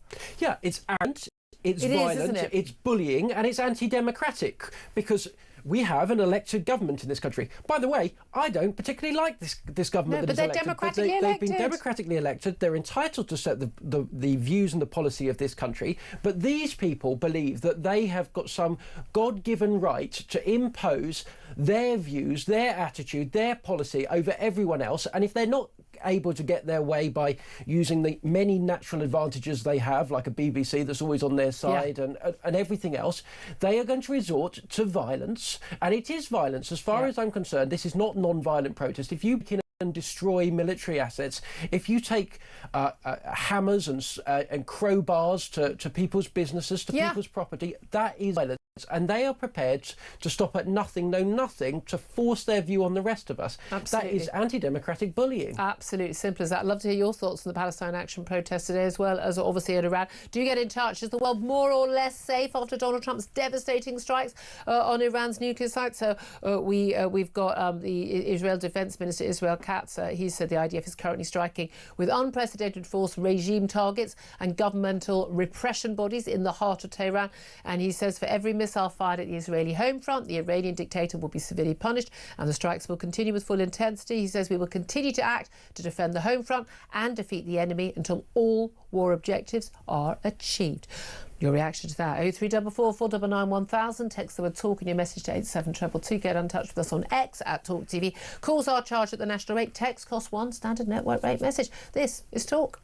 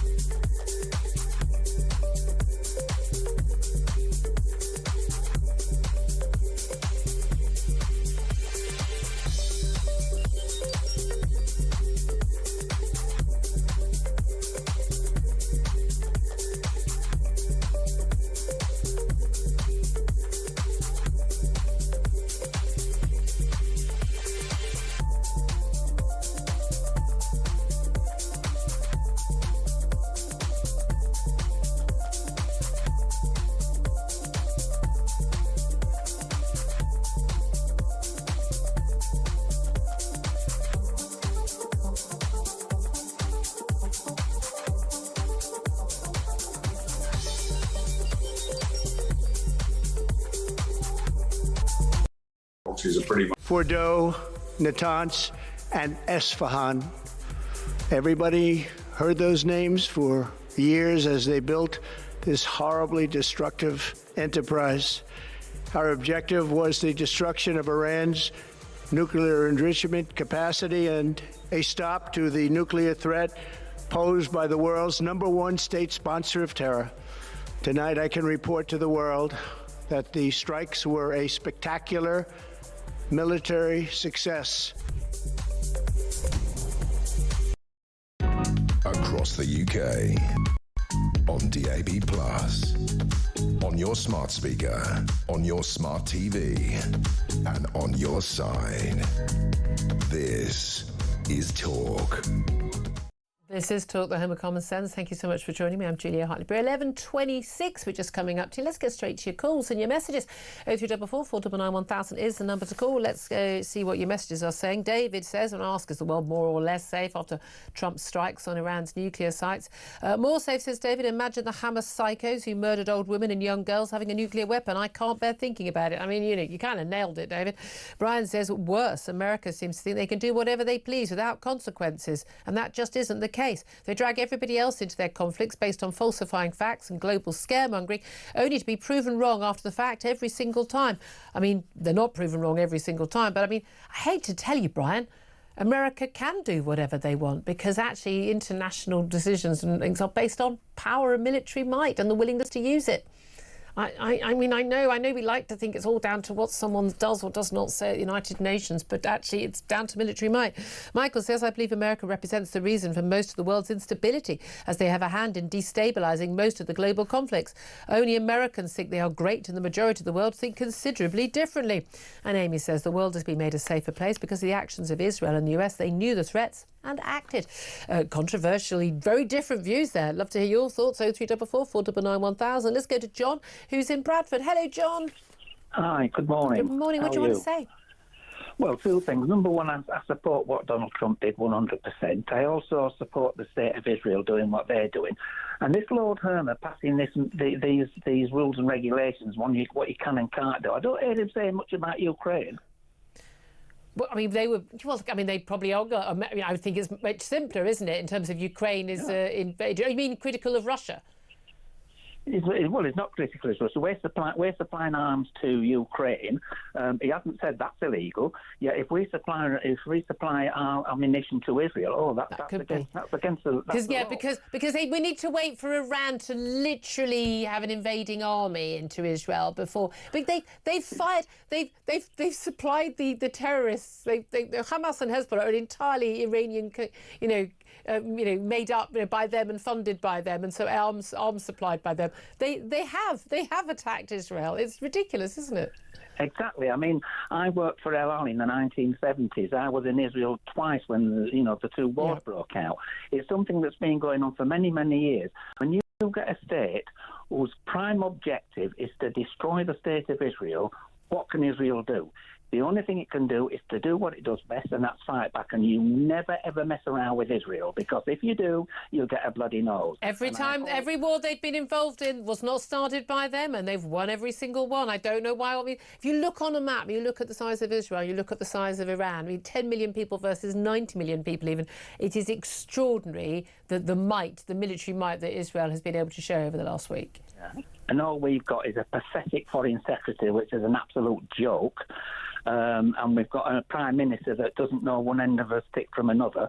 I mean, both these people are just a great embarrassment to this country, and they're dragging us down. So we're just disappearing in the ground. Nobody takes any notice of us anymore. What did you make of Rachel Reeves this morning, the Chancellor? She's been speaking this morning. She was out and about, so she was asked about this, and she said Iran needs to get back to the negotiating table, and she urged a de-escalation in the conflict. Fine words, eh? Yeah, well, you might as well just open the window and shout outside, because you're going to get nowhere. Iran has no intentions of settling this. They've got no intentions of allowing the state of Israel to exist. As far as I'm concerned, you need to go in there, sort them out, and let the Iranian people have the country back. What about be careful what you wish for? People thought that about Iraq. They thought that about, Afghanistan. It didn't work out so well. Well, yeah, but I think you might find a bit of a difference this time, because I remember when I worked for El Ali, you could fly to Tehran. You know, it was a quite a friendly country, but as I say, sometimes you have to take a risk, and I think that if there was the people in Iran started to rebel against the government, I think you might end up with a better government that you've got now. Very interesting. Thank you very much indeed. We appreciate that call, John. Let's go to Salman, who is in Leeds. Hello, Salman. Hello, Julia. Hello, what do you want to say? Iran has every right to defend itself from the Zionist entity. Israel has no right to exist. And it's doing the world a huge favour by saving the world from the genocidal state of Israel. Wait, is this Owen Jones? Is this Owen Jones? Did you just put a different accent on? You say Iran has the right to self-defense. I mean, they do. I mean, the countries have a right to defend themselves, but Iran wouldn't need to defend itself if it didn't keep threatening Israel, or indeed many other countries in the Middle East, and funding terrorism. If they just kind of got on with building a great life for their own country and their own people, then they wouldn't be under attack, would they? On what planet does an occupier have the right to defend itself, Julia? An occupier? Well, I don't accept that Israel is an occupying force, so... Even if you do believe that, and I don't accept that that is true, do you still think that Iran's actions in funding Hamas and Hezbollah and the Houthi rebels, and its actions to date, basically announcing, every day we're going, death to Israel, we're going to annihilate you and the Jewish people. Do you think that that is something that Israel should have to put up with? Do you think that Israel has the right to attack Iran out of the blue? They didn't attack, but they didn't, did they? I've just told you all the things Iran did. Well, they did attack Iran out of the blue. Well, they didn't. Well, they didn't. So you literally, have you been living under a rock? Have you been in the Fordo nuclear site, like underground, for the last 20 years? You haven't seen all that Iran's done to attack Israel. It's not out of the blue. Iran has not attacked Israel. Iran has not attacked Israel. Israel does. You've just said Iran has not attacked Israel. Well, when has Iran attacked Israel, Julia? When they sent missiles in and drone attacks, and when they funded Hezbollah for the attack in the north, when they funded Hamas to attack in the south. After the Zionists attacked Iran, that's when they attacked them. Israel hadn't attacked Iran at that point, no. I don't think you're paying much attention, Simon. I think you're getting your information from TikTok, love. Well, Julia, does Israel have the right to exist? Yes. No, it doesn't. How does Israel have the right to exist? Any country that can defend its borders has a right to exist. There's a realpolitik involved here. It's also the long-standing homeland of the Jewish people, long before there was even the concept of Palestinian homeland. But even if you don't want Israel to be there, even if you accept that, do you not accept that once Israel does exist, and there are 10 million people living there, they might not want to be under permanent terror attack and threat of nuclear annihilation by Iran, and it would be reasonable for them to do their best to stop that from happening? Well, most religious Jews are against the state of Israel. No, they're not. No, they're not. No, again, made up nonsense. Salman, we need to talk about we need to talk about where you're getting your information from. On pro-Palestine marches against the state of Israel. So how does that work? There are some Jewish people, yes. Not all Jewish people, just like not all Muslims, like not all Catholics, or not all Methodists, don't all believe the same thing. Mind-blowing, I know. Yeah, that's right. So how can So why does that undermine the case that Salman, genuinely, if you want to believe that Israel doesn't have a right to exist, that's fine. You're entitled to that opinion. But you've made a number of statements that are factually, provably untrue about how we got to where we are today. Well, I mean, Julian, you're Zionist bought and paid for, so I wouldn't be surprised. Bless you, Salman. I am a Zionist. Yes, I believe in Israel's right to exist and right to protect itself. I don't consider Zionist to be an insult, by the way. I think it's something one should be very proud of, although not something one has to be to not be anti-Semitic or anything like that. I'm not bought and paid for. I have never given a view in public or in private that has ever been anything other than my personally held view. No one tells me what to say, I can assure you. I very much doubt that, Julia. You doubt that? Because I couldn't possibly hold these views otherwise. Yeah. Who's, just out of interest, who is paying me to give these views that I don't really believe? Tell me. I think it's pretty obvious. No, tell me. You've just told. It's so obvious. Tell me. I'm a bear of little brain. Tell me who's paying me to have these views that I don't actually hold. Listen, Julia. Is it the Jews? Is it the Jews, Salman? Of bought and paid for politicians and Rupert Murdoch. That's who. Rupert Murdoch. Okay, Rupert Murdoch ultimately pays my salary. Yes. But no one here, and I can assure you, no one at any level in the hierarchy has ever told me what I can and what I cannot say. Your channel, your fake channel. My fake channel. Here we go. Yeah, support Israel. Yes. I don't know if everyone does here. We don't require everyone to toe a party. Like people are allowed to give their own views. That's the whole point of the station. Do you know Loki? I can't. Sorry. Loki.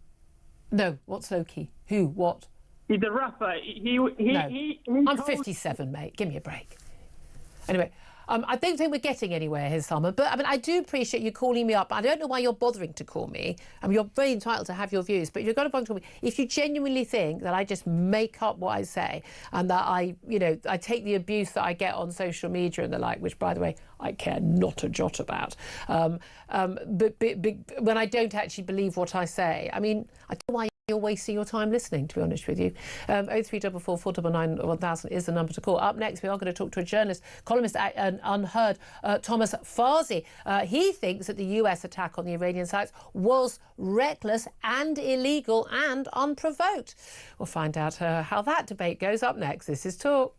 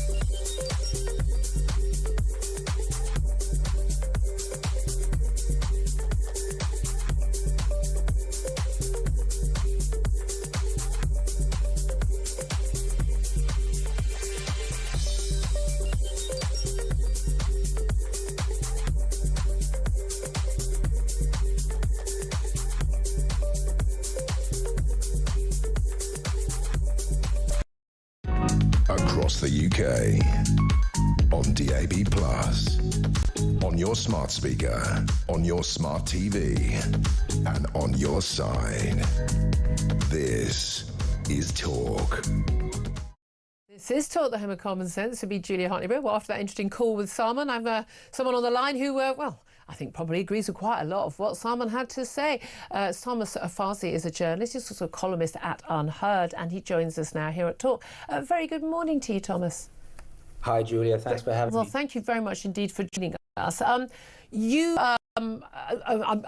think you and I have completely diametrically opposed views on this particular issue in terms of the airstrikes. I woke up on Sunday morning and went, brilliant, great, the world's a safer place. Thank you, Donald Trump, for taking the action you took. I wish that Britain had been involved, and I wish our Prime Minister and our Foreign Secretary, David Lammy, were less mealy-mouthed when asked if the US action was right and legal, and saying that, oh, we had nothing to do with it, we weren't involved, is a rather bizarre response to both of those questions. But where do you stand?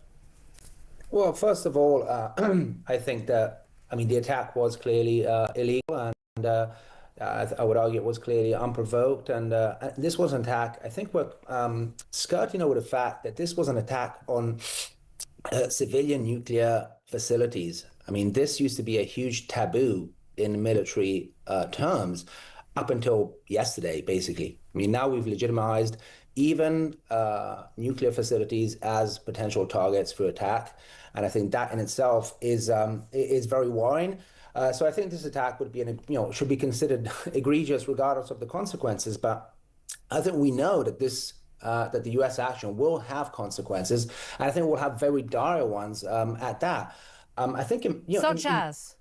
Okay, so I think the first consequence, in broader terms, is that this attack, I think, really dealt a final, definitive blow to what was left of the post-war international legal and institutional order that was already laying in tatters as a result of the sort of Western-supported Israeli actions in Gaza that I would characterize as a genocide. Okay. Just making up words, that's fine. Yeah, okay. What the US and Western countries, I think more in general, showed with yesterday's attack is that they no longer feel bound by any ethical, moral, or legal principle. And you think the damage for that long term is going to be huge? Of the foreign policy, yes. I mean, I think what they've said, what they're saying is that the only logic that is valid is that of raw, naked, unrestrained violence. Whoever is stronger wins. Okay. Well, I mean, I would say, yeah. That's real life. Can I just clarify? You say the attack by the US on these military sites, clearly military sites, not civilian sites, nuclear sites, which if they weren't nuclear sites, I'm not quite sure why you would be enriching uranium to the extent they enrich uranium, and you'd be doing it 300 metres underground under a mountain in a secret facility if you weren't up to something nefarious and dangerous. But there we are. I mean, silly me, I'm just a little bit trusting of the Iranian regime. You say it was clearly illegal. Why do you think it was clearly illegal? Well, you don't have to believe, first of all, you don't have to believe the Iranian regime. You might want to believe Tulsi Gabbard, the head of US intelligence. I'd go with the National Atomic Agency instead. Just in March, said that Iran was not developing a nuclear weapon. Now she's walked those words, but this was a head of US intelligence. I think what she said was slightly more nuanced than that. But I would prefer to go with what the International Atomic Energy Association said in terms of what they've got. It really wasn't. So there's no evidence whatsoever. There's no, okay, Thomas, you spoke for a long time earlier. I want Thomas. The Non-Proliferation Treaty. It is subject to international inspections, unlike Israel, who is the only nuclear-powered country in the region and is not subject to the Non-Proliferation Treaty. Thomas, is not subject to foreign. Okay, that's because Israel doesn't go around threatening its neighbours and fomenting terror attacks on its neighbours. So we're not so worried. Israel has bombed basically. Israel has bombed countries that have bombed them. Yes, it's currently occupying Syria. It's conducting a genocide in Gaza. It's bombed Lebanon. Okay. I mean, honestly, sorry. Describing Israel as a non-threatening country. Sorry, Thomas. Right. If any country bombed us, we would bomb them back. That's how it works. That's quite normal. You talk about saying it's clearly illegal because you're arguing that it's unprovoked. Given that Iran has stated, the regime has stated, I mean, pretty much once a week for 20 years, our entire aim in life is destruction of the Jews and destruction of the state of Israel. They have funded Hezbollah in Lebanon and their attacks on Israel. They have funded the Hamas in their attacks from Gaza on Israel. They have funded the Houthi rebels, their attacks not just on Israel, but of course on Middle East shipping and other places. They have been funding terror attacks throughout the Middle East against Israel and against Western nations, including Britain. There's a terror attack, alleged plot, funded by Iran, even in going through the courts at this current time. The idea that Iran has just been sitting there going, we haven't done anything. Why would anyone be worried? The fact that they've been developing and enriching uranium to 60% to a point where it is absolutely unnecessary for anything other than for military use. That has been confirmed by the International Atomic Energy Association. Why would you think that was not all of that together? Given that they shout death to Israel every single Friday, why would you think that was not a provocation? Well, first of all, let's unpack the two questions. On the legality, I mean, attacking, bombing a sovereign country without UN Security Council authorization. Oh, sod UN Security Council authorization. You mean if China and Russia say it's okay? You're the one that raised the legality or not. You're saying who cares if it was legal or not. No, I didn't say that. I didn't say who cares if it's legal. I said, why do you think it is? And I'm okay with that, but I mean, let's still agree that it was illegal. And then you might say, who cares if it was? But it clearly was illegal by any definition. By any definition, it was legal because it was a preemptive defensive strike against a country that made it. Law. Well, it is. I mean, international law absolutely allows that. There was absolutely no direct definitely not no direct nuclear threat to They said Israel. The purpose of building the nuclear bomb was to nuke Israel. The idea that Iran is building a nuclear bomb with the intention of destroying Israel the day it gets the bomb is purely delusional. What do you think they were using it for then? So you think they, like all countries, and I think like more and more countries will do after this latest attack, what has this latest attack shown to all the countries in the world? That the only way of avoiding Western aggression, Western bombing, is to have a nuclear bomb. Yeah. Iran was bombed like North Korea. Because it didn't have. Yes. So what do you think is going to happen now? Well, if the lesson that all countries are taking away from this is we better get a nuclear bomb as soon as possible. Isn't the lesson of North Korea we don't want to be the target of Western aggression? Thomas, the result of this is going to be more nuclear proliferation, more countries trying to get the bomb because they've realized that that's the only way to And Thomas, and isn't that the whole independence? Isn't that the whole point? And if you think Thomas, please, we've got short time, so please just keep it a bit briefer.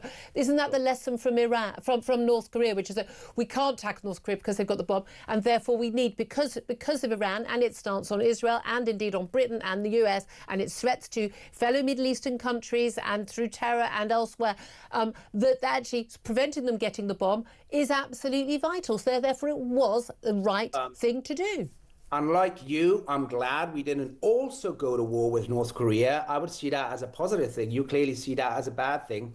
I'm confused. Clarify. I didn't understand what you said.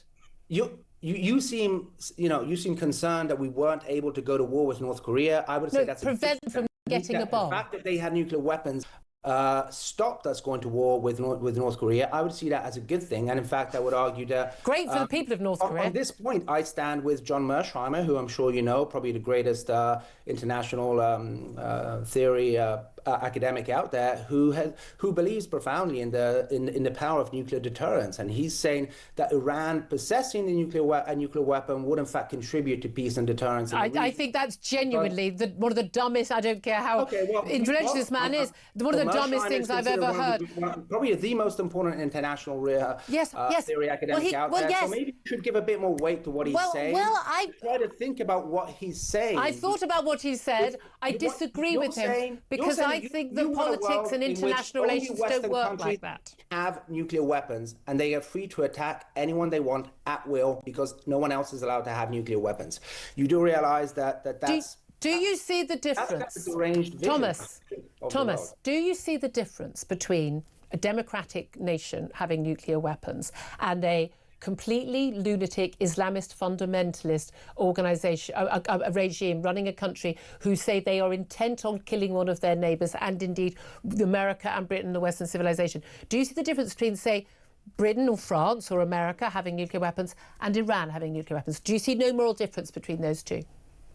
Well, first of all, we know that the only country to have ever actually used the nuclear weapon to end the Second World War. The US. Yeah, and thank God they did. The country that is acting in the most reckless way at the moment. So answer the question, because we're really short on time. Even going by your argument, the country that is acting most aggressively and most erratically now in the Middle East is Israel, which is the only country that has. There's nothing erratic about defending your people. I mean, this idea that the Iranian regime, you might not like its ideological and religious cultural inclinations, but to imply that that's somehow crazy, just like Putin is crazy, just like everyone. You don't think that Islamist fundamentalism isn't crazy?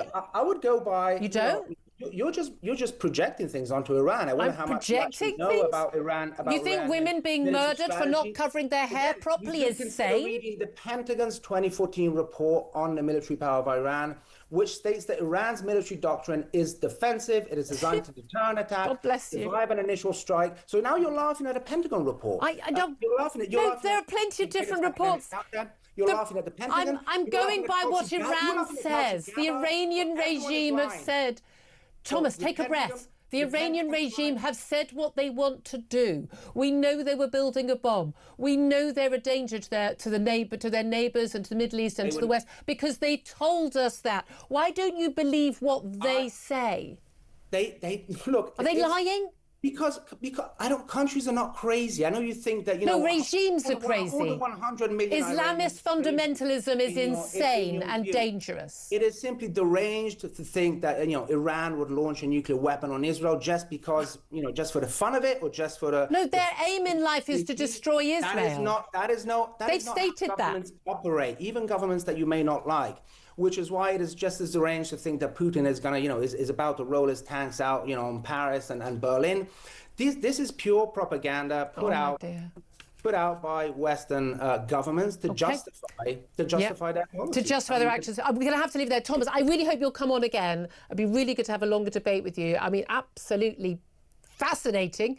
Terrifying also. Thomas Farsier, journalist and columnist at Unheard. Really brief word for Sam Armstrong, then we've got to go to a break. There is no excuse too big, too outlandish that some people won't make for those that hate us. Every word they say, every threat they make, every action they take, they will always find a way to point, to distract, to excuse for country after country that hates us and hates what we stand for. And you've got to ask, when these people are here and they're saying this about us, why do their sympathies lie that way? It's the moral equivalence around, Israel, Britain, America, Iran. Iran, an unprovoked illegal attack is clearly, that's what Thomas Farsier says. Love to hear your thoughts. Do you give us a call? Up next, we're going to be talking about why most Labour voters now think that the biggest burden on the NHS is mass immigration. Who knew? This is Talk, the home of common sense.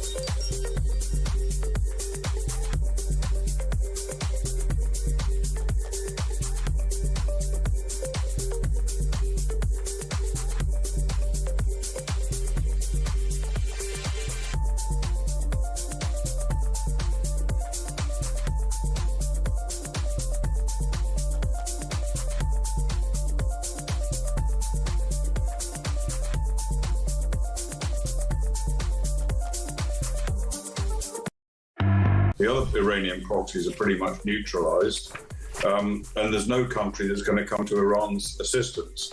The other Middle Eastern states are fully behind Israel and the US in these strikes on Iran. Iran's nuclear program threatened them just as much as it threatened Israel.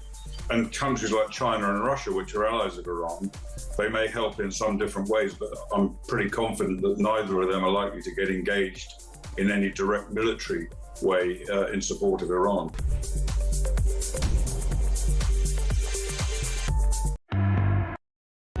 Across the UK, on DAB+, on your smart speaker, on your smart TV, and on your side.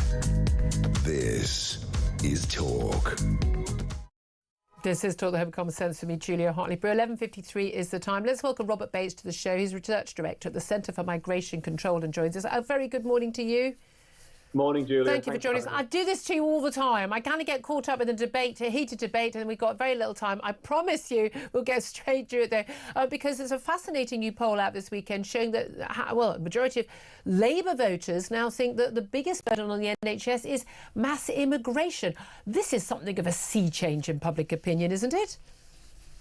I don't think so. I think for a long time the British public have been very clear that when you grow your population artificially through the mass migration agenda that we've seen of the last decade or so, and you don't make the appropriate investment in the British workforce, then you are going to end up with problems. We're constantly told that without immigration the NHS would be on its knees, but last year of the 850,000 visas we awarded, about 1% actually went to medical practitioners. So there's a clear discrepancy there between the pressures being put on it and actually how much immigration is actually alleviating the problem. I think we also need to recognise it's a self-imposed wound as well, in that we place a ridiculous cap of very few thousand places on British medical students hoping to go into the profession, which is something that needs to be completely removed. As well. That is one of the biggest frustrations we're having, and also again the limitation on funding for nurses as well, when they have to work for free in hospitals and therefore and units, so they don't actually get a chance to earn the money to help them through their degree.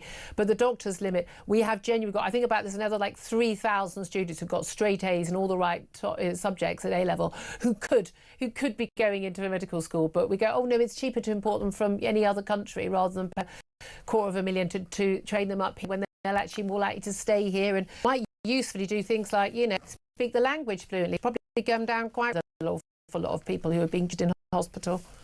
Yeah, and you look at what actually happens. We don't train British people. We have to rely on individuals from countries on the WHO red list who have lower training standards, and I think that's probably why we see that foreign-born doctors are twice as likely to referred to the General Medical Council in 2016. 3/4 of those that were struck off as doctors were from foreign-born nationalities as well. So there's a clear problem here, and I'd rather take someone that perhaps had fallen slightly short of their A-level required grade, but were at least being trained in a British university, than someone from an unknown university in Nigeria or Zimbabwe. I think it's pretty much a common sense position. No, indeed, and in India, again, I remember this is a Reuters report from a few years back that 1 in 4 doctors, qualified supposedly doctors working in India, and we have an awful lot of doctors come over from India, have no medical qualification at all, but they're working as doctors in India, and we're obviously importing people here.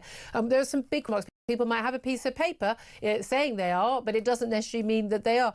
But I mean, that's, I thought was, it was really interesting that it was Labour voters, people who voted for Keir Starmer last July, who were saying that they think this is a problem. A real, understanding that, a lot of the things we've been told, economic benefits and all of that, and the social cohesion and all that, actually that stuff is flying out of the window now. Of course, there's been more and more concern, has there not, quite rightly, over, migrants who come, Channel migrants arriving. We had more than 1,000 arrive on Friday and Saturday between them.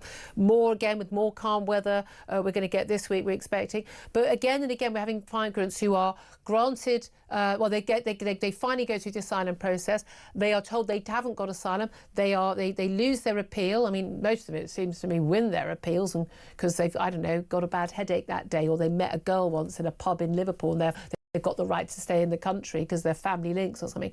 But again and again, we've got migrants being kept in hotels at taxpayers' expense, free to walk around, even though they've lost their claim for asylum. The whole claim process now, which it takes an individual to undergo to claim asylum, is ridiculous. It's so much more straightforward if we actually got back to the Tory position, which was if an individual arrives in this country illegally on a small boat, then they automatically are not eligible to claim asylum in this country. You look at the tribunal system, which is frankly stuffed to the rafters with left-wing activists approving individuals that have maybe been rejected by the Home Office. I don't know why we have a tribunal system. It should ultimately be the decision of democratically elected politicians as to who or who leaves the country. And this is part of the reason why we are seeing such a backlog. Labour seem to be doing all they can to make the hotel situation worse, of course, extending the period an individual can stay in the hotels after having a successful application, and then also extending legal aid and increasing legal aid so that we can really sort of throw flies in the ointment, and you have sort of crafty lawyers doing all they can to make sure their individual isn't actually removed as well. And once the person's been in the country after a certain period of time, basically we know they're never going to be gone out of the country. They're going to be here forever, and we're stuck with them. And we've seen, haven't we, the crime statistics, we've seen again and again, and councils are now getting, the public body's getting very wary of giving us information about who's responsible for crimes. We're going to start getting that data. I think they've had to give in and allow us some of that data. But we have a serious issue with particularly illegal migrant, but migrant crime in this country from specific countries, the young men of those countries who don't share a lot of our values, who are coming over here and are not going, oh, well, I'm finally here in the land of plenty, let me contribute. They're doing the exact opposite. And it's a reality check everyone has to wake up to. Precisely, and I think the Casey report shone a light on that. I think it was an establishment enough figure that was actually talking about this, about politicians finally have to... No, a lefty baroness said it, so it suddenly became true. Well, exactly, but whereas the statistics that perhaps you and I have been talking about previously as well, which shows, things such as 1/3 of sexual assaults last year were committed by foreign nationals, those really don't get much pickup by the BBC or politicians before, and it's an uncomfortable conversation that they just don't want to have. No, exactly. And again, facts aren't bigoted; they're just facts. Really good to get you on, Robert Bates, Research Director at the Centre for Migration Control. Thank you very much indeed for that. We're going to get more from Sam Armstrong coming up. More from you. Lots of calls on the board. I'll get to as many as I can in the next hour. Also, after an update on the news, going to talk to Tom Tugendhat. He's a former Security Minister with the Conservatives, been very strong on this issue in Israel. If you want to call in, you agree with Thomas Farsley, you agree with many others on this issue, get in touch. This is Talk.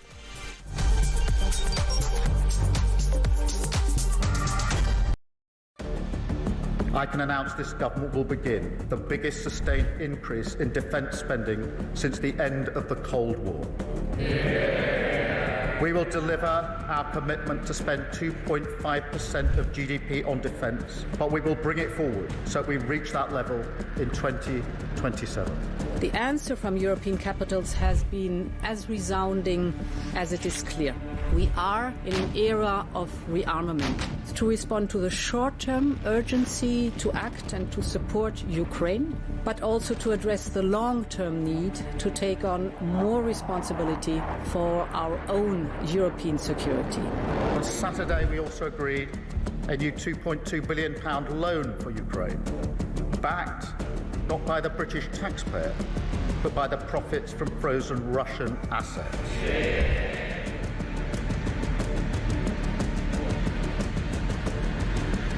It is my pleasure to bring from His Majesty the King a letter. He sends his best wishes and his regards, of course, but he also asked me to bear this letter and bring it to you. So can I present the letter from the King to you? Thank you very much. Am I supposed to read it right now? Yeah, please do.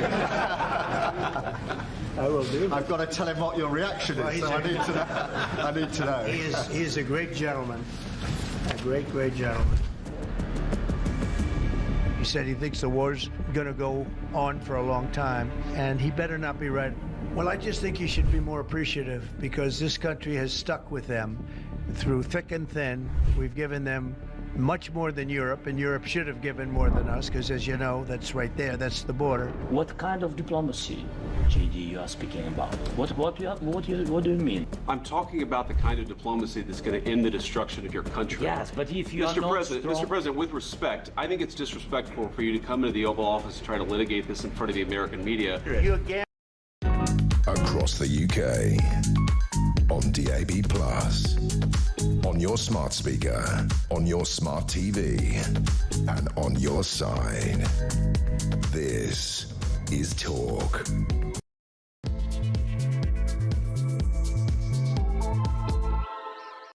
A very good afternoon to you. Welcome back to the show. It's 2 minutes past 12 o'clock. This is Talk, the home of common sense, with me, Julia Hartley-Brewer. And whether you're listening on DAB+ radio or on your smart speaker, watching on YouTube or your connected device, it is absolutely fabulous to have your company.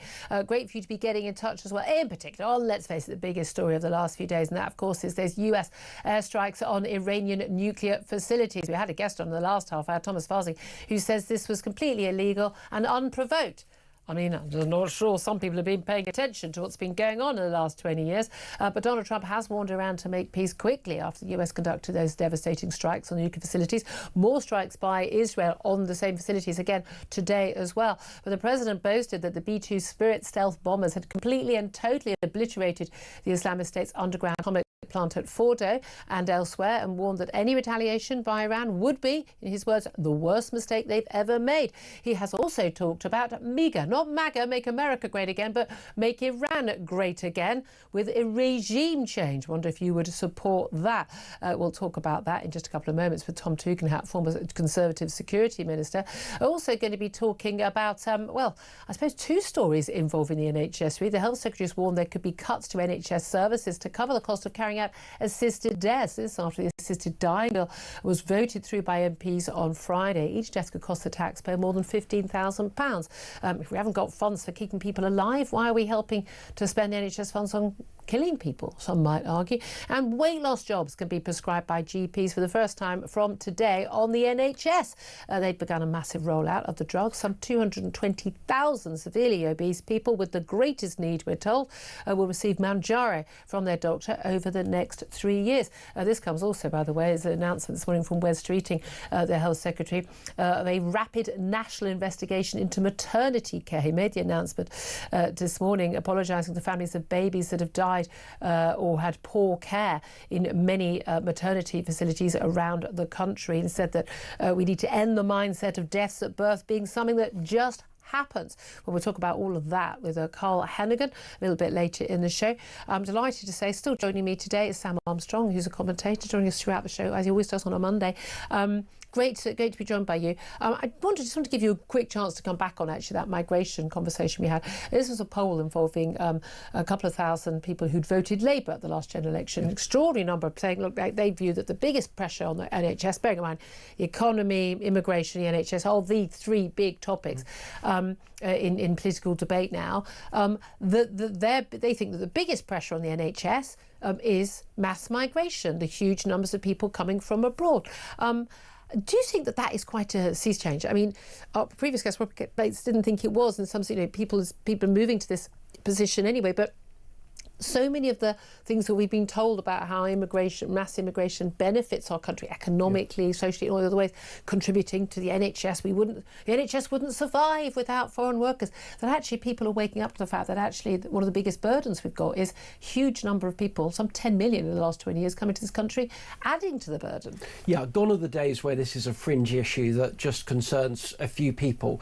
It is increasingly an issue that unites voters of all parties and separates them, frankly, from too many in Westminster that have tried to cover this issue up, to brush it under the carpet, to move on and talk about things that they personally find it more pleasant to talk about. Yeah. And there is a simple, very obvious reason for that, which is that on every high street, everywhere across the country, migration is now an observable phenomenon that people have seen have made things worse. The shops that have changed, the crime rates that have gone up, the difficulty to get a hospital appointment. No party, certainly not this government, can continue to ignore it. Yeah, exactly. Really interesting debate. Thank you very much indeed. Now, I do want to hear from you. 0344 499 1000, text on 87222. Get in touch on X at Talk TV. Calls are charged at the national rate. Text cost £1, standard network rate message. Your reaction to those airstrikes from the US on Iran. As a world more or less safe? Anything else you want to say? Get in touch. Right now, let's put those questions to Tom Tugendhat. He's a former Conservative Security Minister and still a Conservative MP and joins us now. Good morning to you, Tom. So afternoon, apologies. Morning. Good afternoon. Yeah, I mean, we all had a late night last night, obviously. Thank you very much indeed for joining us.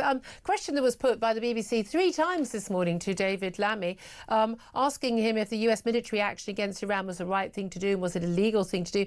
His responses were always along the lines of, we weren't involved in the military action, and saying we weren't involved, it's for the Americans to discuss those issues.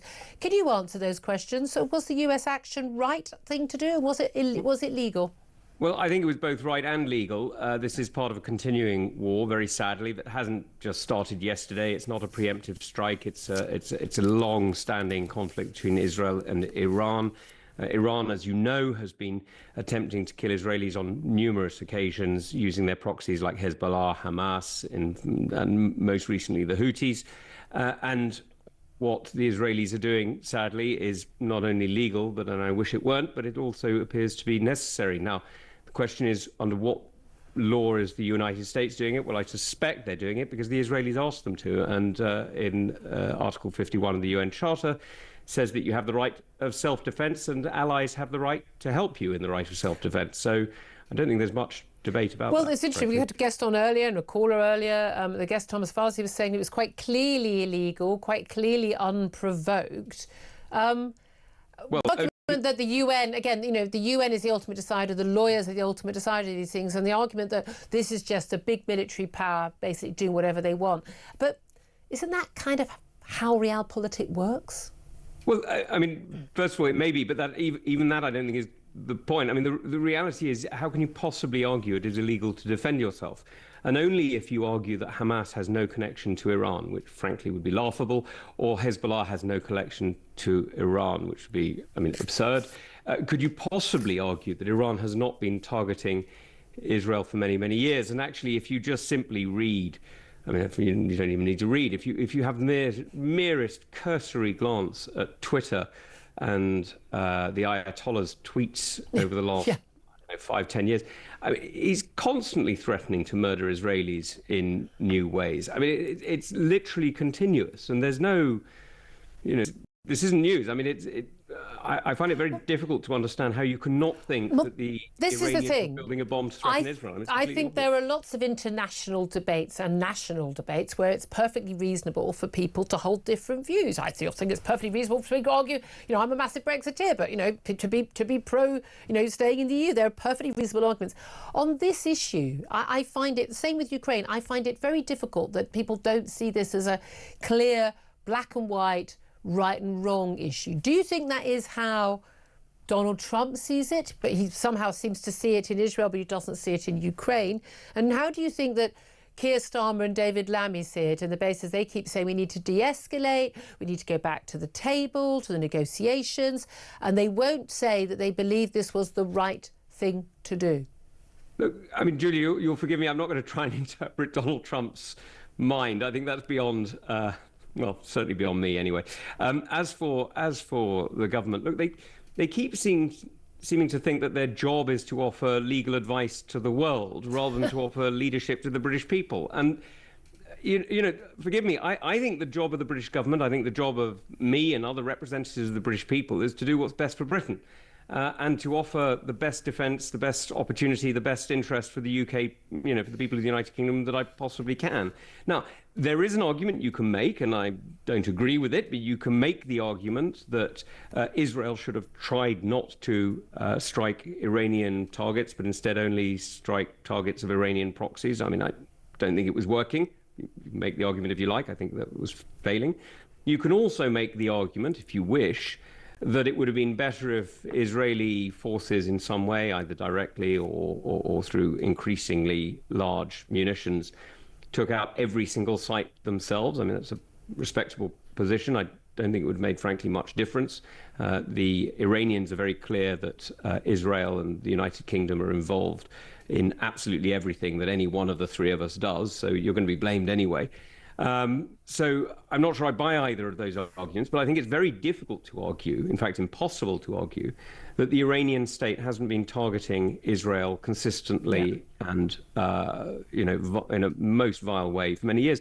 And actually they've been targeting us too. I mean, Julia, when I was security minister, the head of MI5 put out a statement, which clearly I had to approve, in which he cited 17 incidents of credible threats to people in the United Kingdom organised by the Iranian regime. The IRGC is a vile organisation who has oppressed the Iranian people hugely over many years. And, when I've spoken to Iranian friends in recent days, in the last day or two, who have friends in Tehran, I'm not going to tell you that they're pleased about the attacks. Of course they're not pleased about the attacks. Nobody's pleased to have their own city attacked. But they're not at all defensive of the attacks against the IRGC. In that sense, one person said that his mother had referred to it as, it's like watching your kidnapper getting beaten up. Yes. You know that there might be an effect on you, but at the same time, you welcome it. And again, very muted response from other Middle Eastern leaders, I thought, very noticeable. What do you think in terms of what's going on back home? Palestine Action, we're going to face prescription being banned as a terrorist organisation after the damage they did, millions of pounds worth of damage to two planes at RAF Brize Norton after getting, well, I say breaking in, they've jumped over a fence. It's not hardly any proper security there. However, they've had a target of violence against organisations and business arms companies and the like, and any company doing business with Israel, and they're going to face this ban, but not soon enough to have them banned from allowed to protest in London today.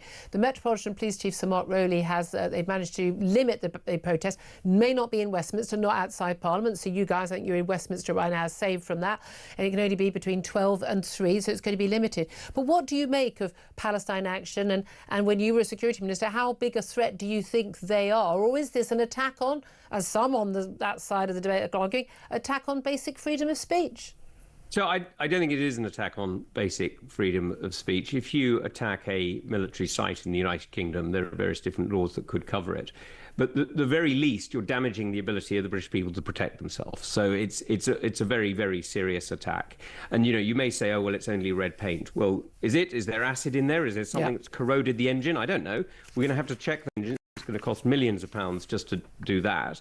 And during that period, there's 2 air-to-air refuelling aircraft that we can't put up. And because we can't put them up, we can't refuel. Do you know what I mean? Yeah. It has huge knock-on implications for military operations. Now, I do think that the Chief of the Air Staff is going to be, well, in fact, I'm sure he already has ordered a major inquiry into what happened at RAF Brighton, and I'm sure there's going to be many red faces. But I think the first thing to say is that there are also groups, and I'm not going to speak specifically about that group, but there are groups of a similar nature who we know are getting funding from overseas in order to conduct actions of this nature in order to undermine the United Kingdom. So, very often you'll see a group that is referred to as, a human rights group or a protest group or whatever it is. And I can tell you from my former job that damn well it's not any of those things. It's a proxy for a hostile state. I know we haven't got you for very long. I want to get into 2 other topics if we could just squeeze those in, because we've got to you a little bit late. But we're told that the Chinese embassy, the super embassy in London, which actually I would be able to virtually see, I think, from outside my window, it was going to be sort of, near Tower Bridge, basically over all the cables going into the city. Some of the US have said this is a crazy thing to allow. It does now look like that actually this Chinese super embassy in the heart of London is going to get approval, and that the Deputy Prime Minister, Angela Rayner, is going to wave that through, although there's now some talk of a judicial review. But on what planet is this government waving through a clear hostile enemy state from having an embassy at such a prime location in central London, where they could be a danger to our vital communications and security? Why would that be happening? Look, I personally think it's daft, and it affects us on 3 different levels. It's a political issue in the sense that the transnational repression, the interference in various community activities that we have here in the UK, freedom of association and so on. We know that the Chinese state has been taking action against, people who speak freely about Hong Kong or Tibet or Xinjiang or whatever. We know that there's a security implication in the sense we know that it could be or will be, there's no could about it, be honest, a centre of espionage. And now, third, we know that there's an economic threat, and it's not just the United States. The White House has made a statement, but so have the Dutch and the Swiss parliaments. Now, we want people to use the London markets. We want people to trade on, through the London Clearing House or through the London Stock Exchange. If they're concerned that their transactions are going to be monitored by Beijing, well, guess what? They might find somewhere else. Yeah, it's that basic, isn't it? Just finally, we're told that at the NATO meeting later this week, there is going to be an agreement from all NATO members, including the UK, to agree to up the budgets for defence to 5% of GDP by 2035. Of course, that will include 3.5% specifically on military. A lot of our money may well be, paying off the Mauritians for the Jagos Islands, and indeed even building a 3rd runway at Heathrow. I'm not quite sure why that counts as part of the defence budget, but do you welcome that, or is it too little, too late? Well, I welcome it as a direction. I would urge it to come quicker. It does rather feel like we're trying to rearm Britain and asking the enemy to wait. You do know the enemy gets a vote, don't you? You know the enemy sets the pace. It's rather helpful if we're ready. And we've just had But presumably, wait a minute, but presumably, according to a lot of people, that enemy will wait until they've got agreement from the UN Security Council before they attack us, so we can all relax, because they would all do it legally. That's right, Julia. Yes, they'll definitely wait for a UN vote before we see increased numbers of sabotage from Russia against sites in the UK, like we've seen people arrested, increased numbers of Iranian attacks, like we've seen increased repression by the Chinese. Come on, this is ridiculous. The reality is we need to increase our spending, sadly. And by the way, it's not just increased spending. We need to rethink our spending as well. We're cutting a hell of a lot of steel in this country when we need to be looking a lot more at technology. Really good to talk to you. Covered a lot of ground there. Dom Tugendhat, Conservative MP, former Security Minister as well. Thank you very much indeed. Well, I'm sure they're relieved that there won't be a protest by Palestine Action in Westminster. That's not been allowed. It's been banned by the police, but they're still allowed to carry out protests. We know that's already started in central London, allowed all the way till 3 o'clock. Sam Armstrong, just on that particular issue in terms of the Palestine Action protest, obviously police for any organisation, they're allowed to limit where you can go. One of the things I've always found frustrating is, OK, if you're going to allow, the pro-Palestinian, which is actually anti-Israel, pro-Hamas marches we've had every fortnight in London, do they have to go near synagogues? Do they have to be in central London, you know, down Regent Street, or could they be elsewhere and allow people to go about their daily business on a Saturday afternoon as they would like to? I'm pleased that the police have stepped in at least to limit this and to allow MPs to go about their lawful business and not. And the haranguing they get is disgusting. But is it enough? No, look, they frankly moved them 100 yards up the road and said you can only do it for 3 hours. If that is the extent of what this country is able to do in this day and age, then perhaps we should be taken over by the Ayatollahs of Tehran. At least maybe the trains would run on time. Well, precisely so. This is an organisation that shouldn't even exist. It should have been shut down a very, very, very long time ago when it first started committing rampant criminality all over this country, and we have allowed this organisation to perpetuate, and in so doing we've encouraged it to up the ante further and further and further. It's not freedom of speech, it involves criminal action. You've got to vote in this country. I was mentioning earlier, people likening this organisation to the right, you know, to what the suffragettes did. Women didn't have a vote and they didn't do anything like this. We have freedom of speech. Goodness knows that I've worked for an awful long time to defend that right in this country. You've got a freedom to write, to publish, to all of those things. You never have a right to go and destroy other people's property. That isn't speech. It is not a form of expression. It's called crime for It's criminality. It's not even a non-crime hate incident. It's actual crime, the real ones. 12:20 is the time. I'd love to hear your thoughts on this. Do give us a call, whatever your views. 0344 499 1000 is the number to call. This is Talk.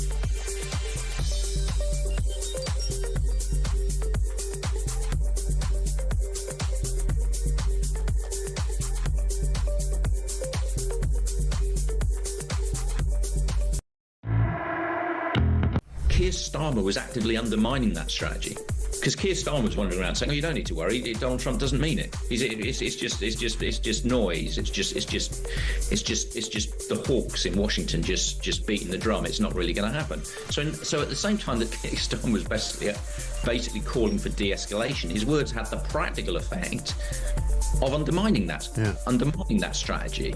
And you can't have the British Prime Minister conducting foreign policy in complete ignorance. Across the UK, on DAB+, on your smart speaker, on your smart TV, and on your side. This is Talk. This is Talk, the Home of Common Sense, with me, Julia Hartley-Brewer. 12:22 is the time.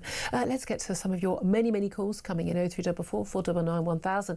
Having your say on those strikes by US on Iran. We've had lots of different opinions. Let's talk to Natasha. She is in London. Very good afternoon to you, Natasha.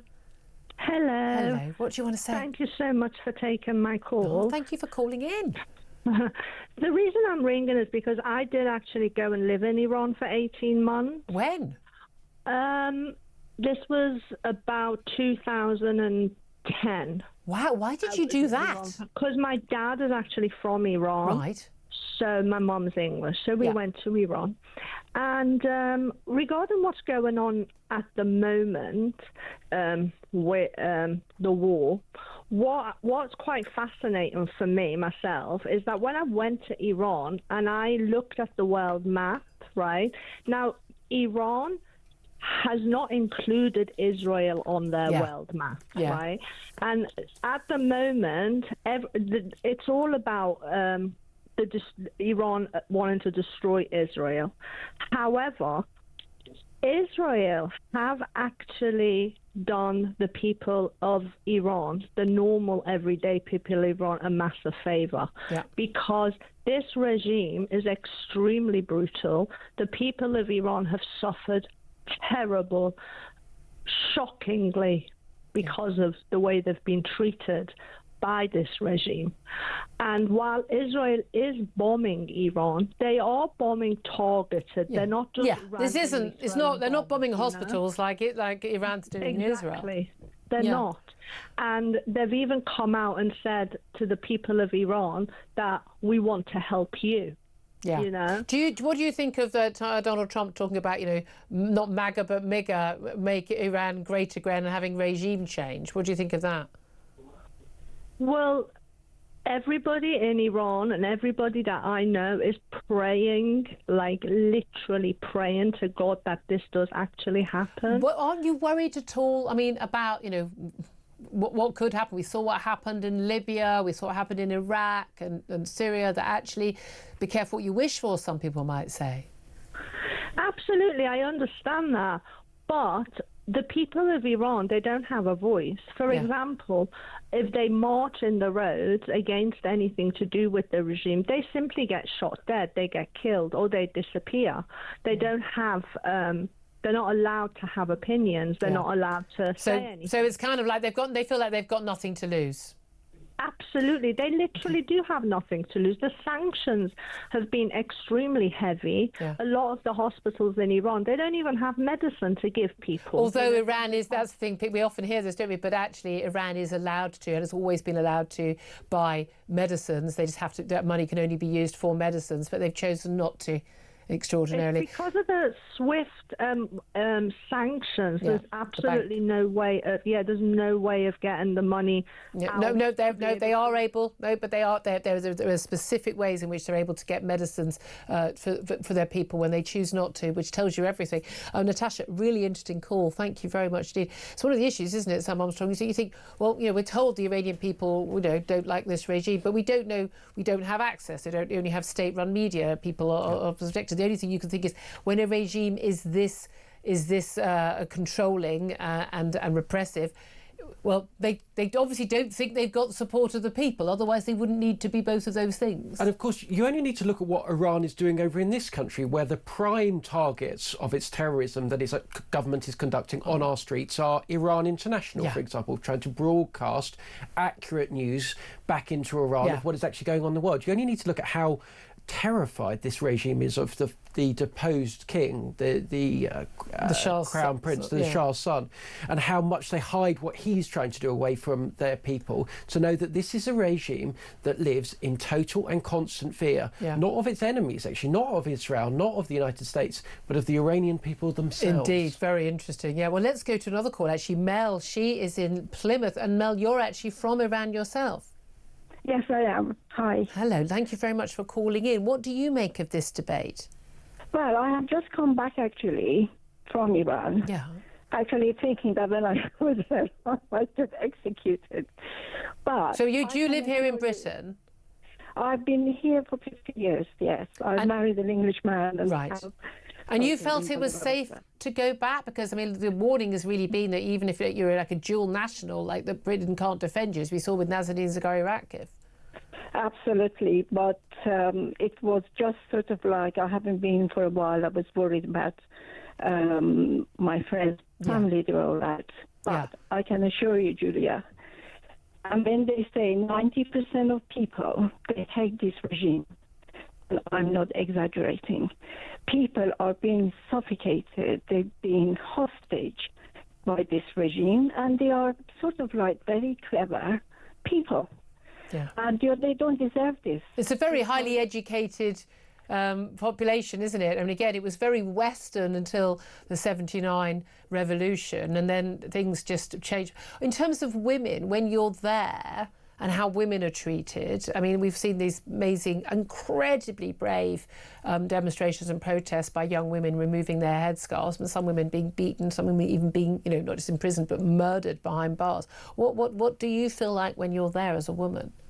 Well, I can assure you, the girls, they become so impertinent now because people on their motorbike, they were sort of going with their cameras and taking photos of this girl if they had no hijabs. And 90% of girls, they had no hijabs on their head. And if they were sort of confronted by these motorists, and they would say, do you want to take a photo of me? Come on then. Really? Are they just totally, I don't care anymore, I'm done? That's it. And people, they just hate this regime. People of Iran, they love Donald Trump. Really? Do you think, when I spoke to a guest earlier, I don't know if you heard Thomas Farsi and others, and another caller who's saying, look, this was an illegal, unprovoked attack by the US and indeed by Israel previously on Iran. What do you say to that? I just think that they need to go and see the last part. Everything that they the human rights. What is agreement? What they have done during the revolution? They're defending something they don't understand. We'll have to leave it there, Mel. Thank you so much. Really appreciate it. It was a fascinating call. Mel in Plymouth there. She's from Iran. Has lived here 50 years. Apologies for the quality of that line, but I thought worth persevering. Great to hear you. If we can try and squeeze another call in the next half hour, I'll do my very best. 0344 499 1000. Lots more top guests to come. First up, though, the reunion of the century is just around the corner, and we are giving you a chance to win a pair of tickets to Oasis in Manchester on July the 19th. Yeah, you heard that right. Oasis Live 25 is long sold out, but talk can get you in. That's not all. Alongside the tickets, we'll put you up for a night in a hotel and put £5,000 in your back pocket. That's completely tax-free. Listen up right now for everything you need to know and how to enter. All right, kid, you have to be over 18.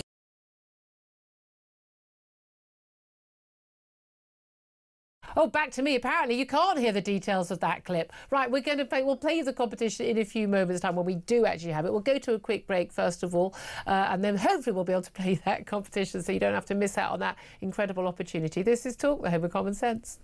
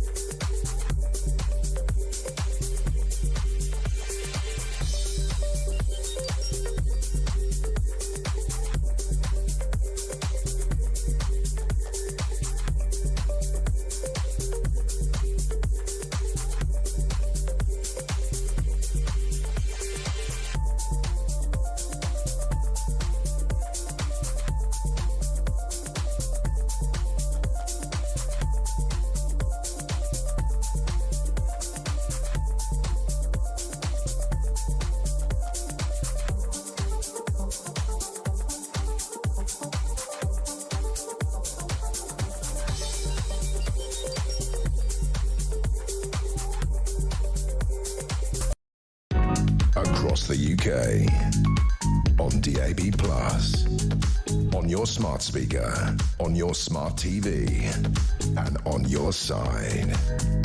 This is Talk.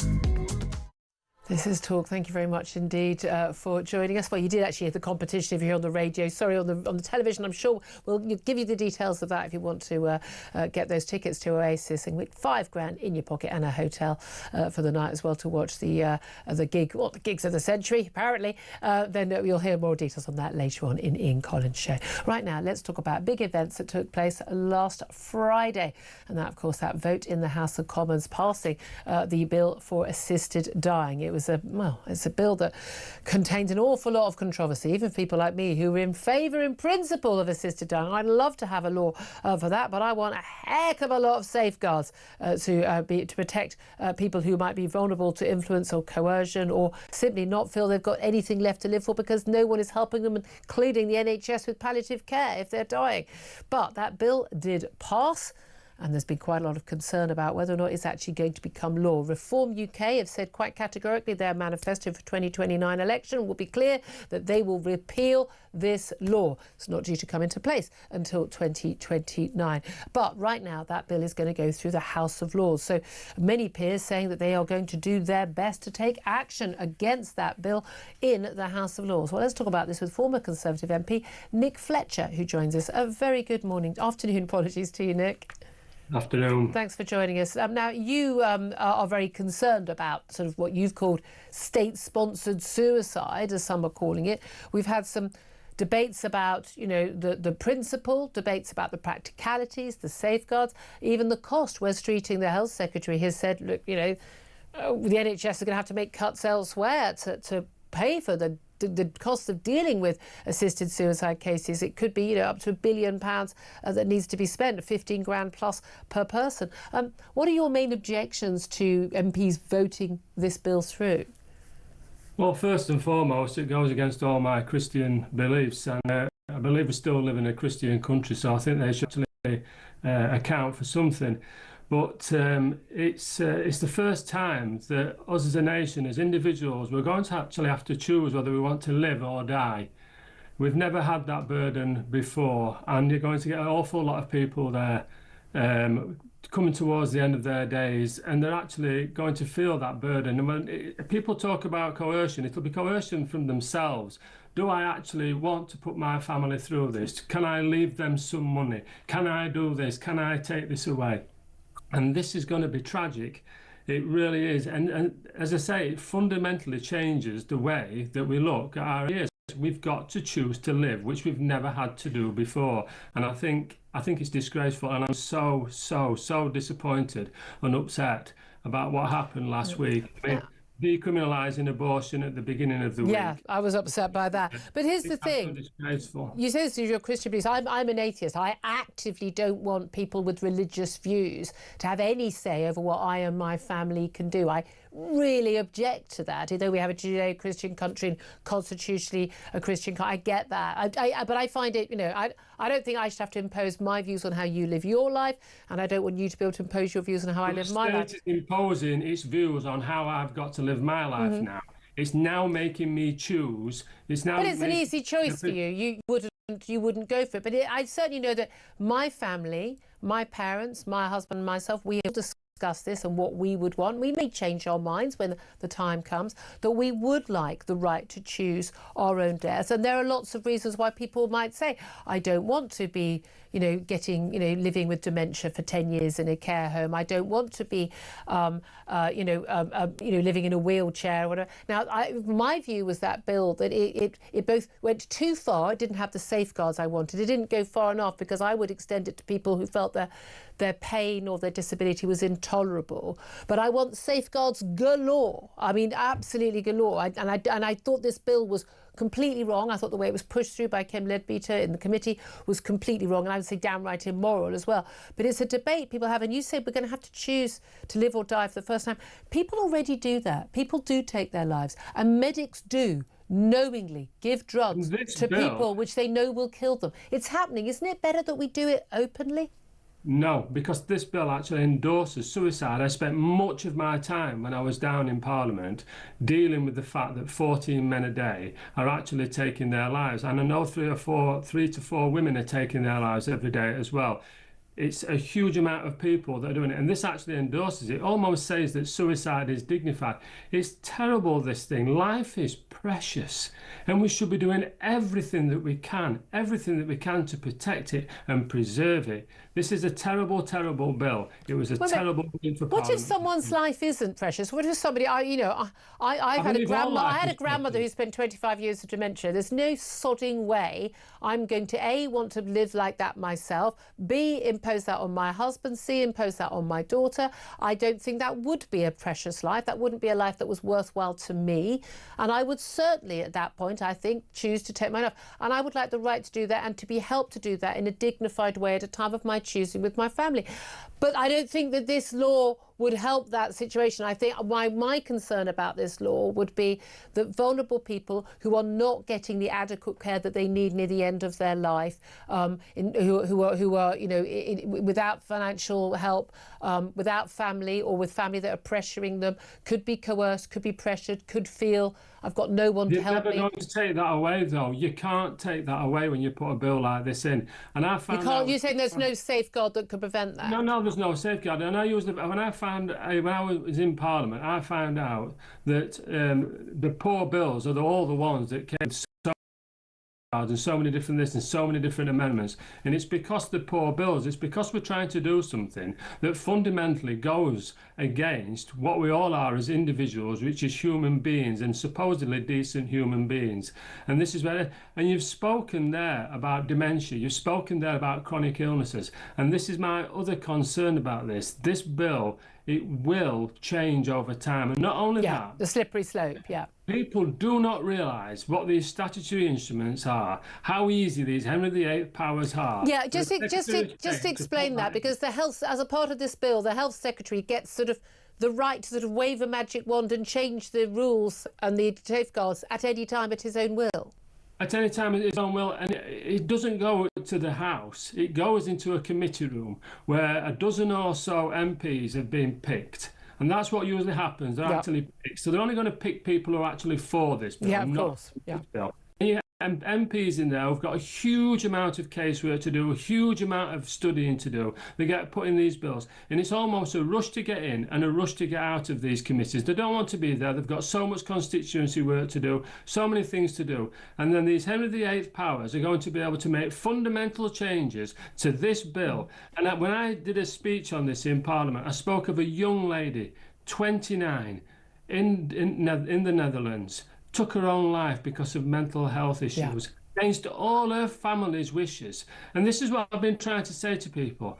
If you turn up at a hospital one day and you find out that your son or daughter has taken their own life because of mental health issues, and you've had no say in it, you've not been able to do anything about it, and they turn up there, and a 28 or a 29-year-old has taken their own life and is state-sponsored, I've been asking people to write to their MPs to tell them to stop this bill. I'm telling you now, when this happens in 10 years' time, and I'll take no pleasure, no joy in saying I told you so. Yeah. Oh no, I've writing to MPs. I think for this legislation, I would like to think, but I understand your point in terms of, is there any way of writing this law where you don't end up with that, as you're saying? But certainly this legislation, I think is an abomination, and we will absolutely live to regret it. But it's interesting to see how much the laws can change it. Nick Fletcher, it's been really interesting to talk to you as former Conservative MP. Really appreciate that. Sam Armstrong in the studio talking about... it's very interesting that he comes from like a Christian perspective, religious perspective, totally opposed to suicide, of any, suicide and assisted suicide. I come from a very different perspective, and I want this, if necessary, for me and my family. But we're both opposed to the same bill. Yeah, and you've got every reason to. I mean, just take this one simple fact about this bill, which is if you are an 18-year-old girl with anorexia, under this bill, can you kill yourself on the NHS without telling your family? The answer is yes. And they only have to be 51%. I found this mind-blowing. They only have to be 51% sure that you actually do want to kill yourself. 51%? Yeah, and by the way... I'm thinking 90 plus, yeah? Would it be reasonable? And by the way, if you don't get a yes from the first doctor, you can go and see another doctor and another doctor and another doctor. And we know that when they have these panels, they're not judge-led because there weren't enough judges, there wasn't the funding, and of course, you wouldn't even get into a court in time if you had 6 months to live, if that was the criteria, which unlikely is going to change, that they... the panel would be made up by, like, abortion clinics. You don't have people working in abortion clinics who don't agree with abortion. So it's going to be people who agree with assisted suicide. And it's only going to expand more and more and more over time. There is some suggestion that we're probably going to have to extend it, even though this law is drawn at present to 18-year-olds. Human rights laws mean we may have to bring it forward even earlier for those people. And look how it works in practice. In Oregon, the state where this is based on, the state in America that's legalised assisted dying is based on, do people kill themselves there for anorexia? Yes. Do people kill themselves there for diabetes? Or in one case, a hernia? Yes. And the majority of people who kill themselves there, only 30% say they're in any pain whatsoever. The majority of people who kill themselves there do it to avoid being a burden on others. That breaks my heart. Yeah, and what we need to stop that burden, that's people feeling that they're a burden, but also the palliative care. There are a lot of people representing palliative care, doctors and workers, pointing out that we don't have the funds for that. What we need to just fund that so people at their end-of-life care, they're getting the care that they need. People particularly who are alone, increasingly isolated people, people living alone, family members who are busy with their own kids on the other side of the country, but people are getting the care that they need, which would mean their life did feel like it was worthwhile and they weren't a burden, and then we could help people. And again, I think it's such a difficult balance, but this bill, A, isn't the way to do it. It's got no safeguards. I thought the way Kim Ledbetter pushed it through was immoral, absolutely immoral. I'm amazed that MPs voted for it. There's this idea, well, it'll never happen if we don't vote for it now. But this should be something that should be an election manifesto, or even a national debate, a referendum. But he also the idea that doctors could suggest it. I don't want a doctor suggesting that to anybody. I want people to go, if that's something that they're looking into. I worry about private organisations for profit getting involved. Do we see that in other countries as well? It seems to me that it's something that I philosophically, in principle, agree with very, very fundamentally, and it's something that I would like for myself and my own family. But we need to have, the safeguards need to be so huge and strong and wide that maybe it's not even tenable to put it in without having those safeguards. Well, especially when we see that provision for people at the end of their lives in this country is appalling. It is an abomination. Hospices are almost entirely charity funded, so that means if you live in a relatively wealthy area... Which again, in itself is obscene. If you live in a relatively wealthy area, you're going to have good provision. If you live in many of the places our listeners are in the north of England, in the Midlands, etc., provision is very patchy.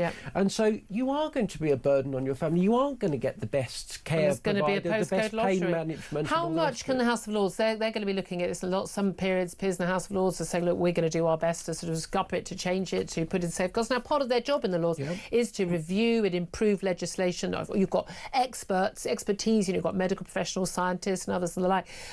But they also could technically block this, couldn't it? It's not a manifesto commitment. It's a private member's bill. It doesn't have official government support. It was a free vote. But also, crucially, it's not a budget a bill. In which case, we've got the Salisbury Convention dating back over 100 years. Where tough. You don't like it, the Lords, but there's a mandate for it. They could actually stop this bill, could they not? Do you know what? It's a bold prediction, but my prediction is this bill won't become law. It's reform. Get in then. It's got a very tough timetable. So for this bill to come law, it must happen before the next King's Speech, or Keir Starmer will have to give it time. If I was a betting man, I think the peers are going to block it by delaying it. Keir Starmer is going to say howls of outrage. They're going to be bad peers. We're going to push ahead with kicking out the heredities in there, and we're going to put this issue to a royal commission and spend some longer time on it. I think he's going to see it blocked by an enemy that he's quite happy to have. And again, you saw the the poll at the weekend. There's an Ipsos poll that suggested that Reform are now at 34%. They would, on that basis, again, these extrapolating from polls to individual constituencies, not that accurate, but on that basis, should get a majority at the next general election if all things stay the same right now. They've said quite categorically in their manifesto they will overturn this legislation. This bill faces a huge hurdle to climb. My gut actually is it won't even get that far. Very interesting. Love to hear your thoughts on this as well. 12:47 is the time. I'm going to take a quick break. We're going to talk to Carl Hennigan at Oxford University. We're going to talk to him about fat jabs and also maternity units, and a massive investigation into safety at maternity units around the country. This is Talk, the home of common sense.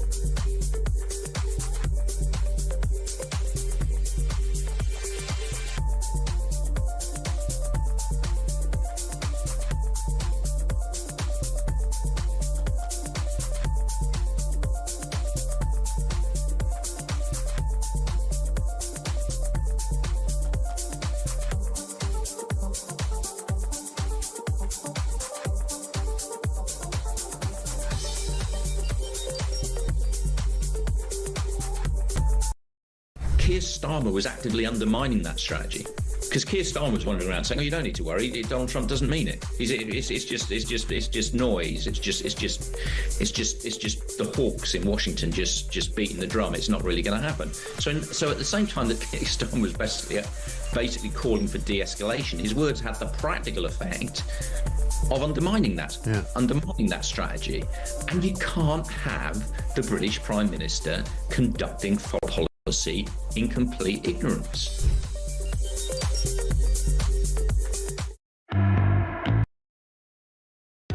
Across the UK, on DAB+, on your smart speaker, on your smart TV, and on your side.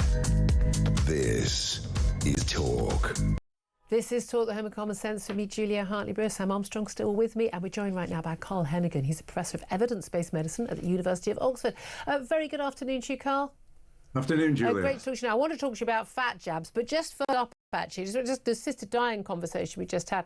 One of the things that Wes Streeting has had to say is that, look, we're going to have to make cuts in other parts of the NHS to pay for assisted dying deaths, because we're looking at 15 grand each minimum for those if this bill does go through. Is that true? Would there have to be cuts? Yeah, look, I think you can't carry on as healthcare as we are, where we're going to talk about the waitlist drugs, which is going to be billions of pounds. The size of the cake is only so big, and if you have to put your resources into one area, there are unintended consequences where you have to stop doing stuff. And I think, we're about to put 20 billion in, and at some point we're going to have to start having a conversation about what are our priorities, what are we going to do in the NHS, and that means we're going to have to do a lot less of certain things. And one of the key priorities for me would be cancer care, effective cancer care and effective palliative care, and not focusing on this assisted dying bill, which I think has got lots of huge... That's very interesting. Well, that's the end of life, but the start of life is also in the news today, with Health Secretary Wes Streeting speaking at the Royal College of Obstetricians and Gynecologists World Congress. Sounds very grand. He has said that he's announcing a national investigation into the state of maternity care here in England. He's met with dozens of families who've been bereaved by failings, and he basically says that we need to sort of stop accepting there'll be a certain number of maternal or neonatal deaths. Now, we have been seeing problems in maternity units. Look, one of the big debates over Lucy Letby and her guilt is, this was already a failing maternity unit, and was that the issue? But are we seeing a greater percentage of deaths, a bigger problem in maternity units in English hospitals than in other countries, nearby, in France, in Germany? I think, look, this has been around for about a decade. You go back to 2015, when we can go back to Morecambe Bay, where there was huge problems there, and a number of them trusts. And now we've got Nottingham, where they're investigating 2,500 babies and potential problems in their birth. And some who died, and also just some that they were at risk or they've had severe injury. Yeah, and we've seen a slight increase in the last few years in under 28-day deaths. So things are going in the wrong direction. I think, I entered the NHS 25 years ago. It was a very different proposition to what it was now. Clinicians there seemed to run the whole service, and there was a great issue about placed on competency, safety, and putting the patient first. Over the last 10, 15 years, it seems to be nobody's got their finger on the pulse, nobody's accountable anymore, and nobody says, look, our number one priority is patient safety. Yeah. And now seems like such an obvious thing to state, but... Yeah, and actually there are so many people involved in healthcare who just actually don't see patients and don't get what it is about. And that's the thing, you're not, a point I always make to people, you're not just a professor at Oxford University, you also work as a clinician in hospitals, in A&E, you see this. What do you make then? We talked about, cost of palliative care and cancer care, and obviously, to maternity care, a lot that's going to come down to money, which is the number of staff on duty, who's available, is there a doctor available or not when you need them? But we're spending money, it would appear, huge sums of money on weight loss jabs, fat jabs. As of today, GPs on the NHS can prescribe on a mass rollout the Mounjaro jab. Some 220,000 severely obese people who regarded as having the greatest need are of BMI of 40 or above will be allowed to receive Mounjaro from their doctor over the next 3 years. Is that a good a good spending of our taxes and NHS funding? So NICE has said this is a phased rollout for the first 3 years. They say it's going to take a decade to get this to everybody who should have it. By then, there'll be no money left in the NHS. But you're saying about 220,000 people, BMI of 40, in 4 comorbidities. But yet out there, there's about estimated 1.5 million people who've been using this drug. So number one, I think we're going to Everyone I know has been using this drug. So we're going to see services swamp because people are going to say, well, look, this was £150 to £250, but if I can get it on prescription, it's less than £10.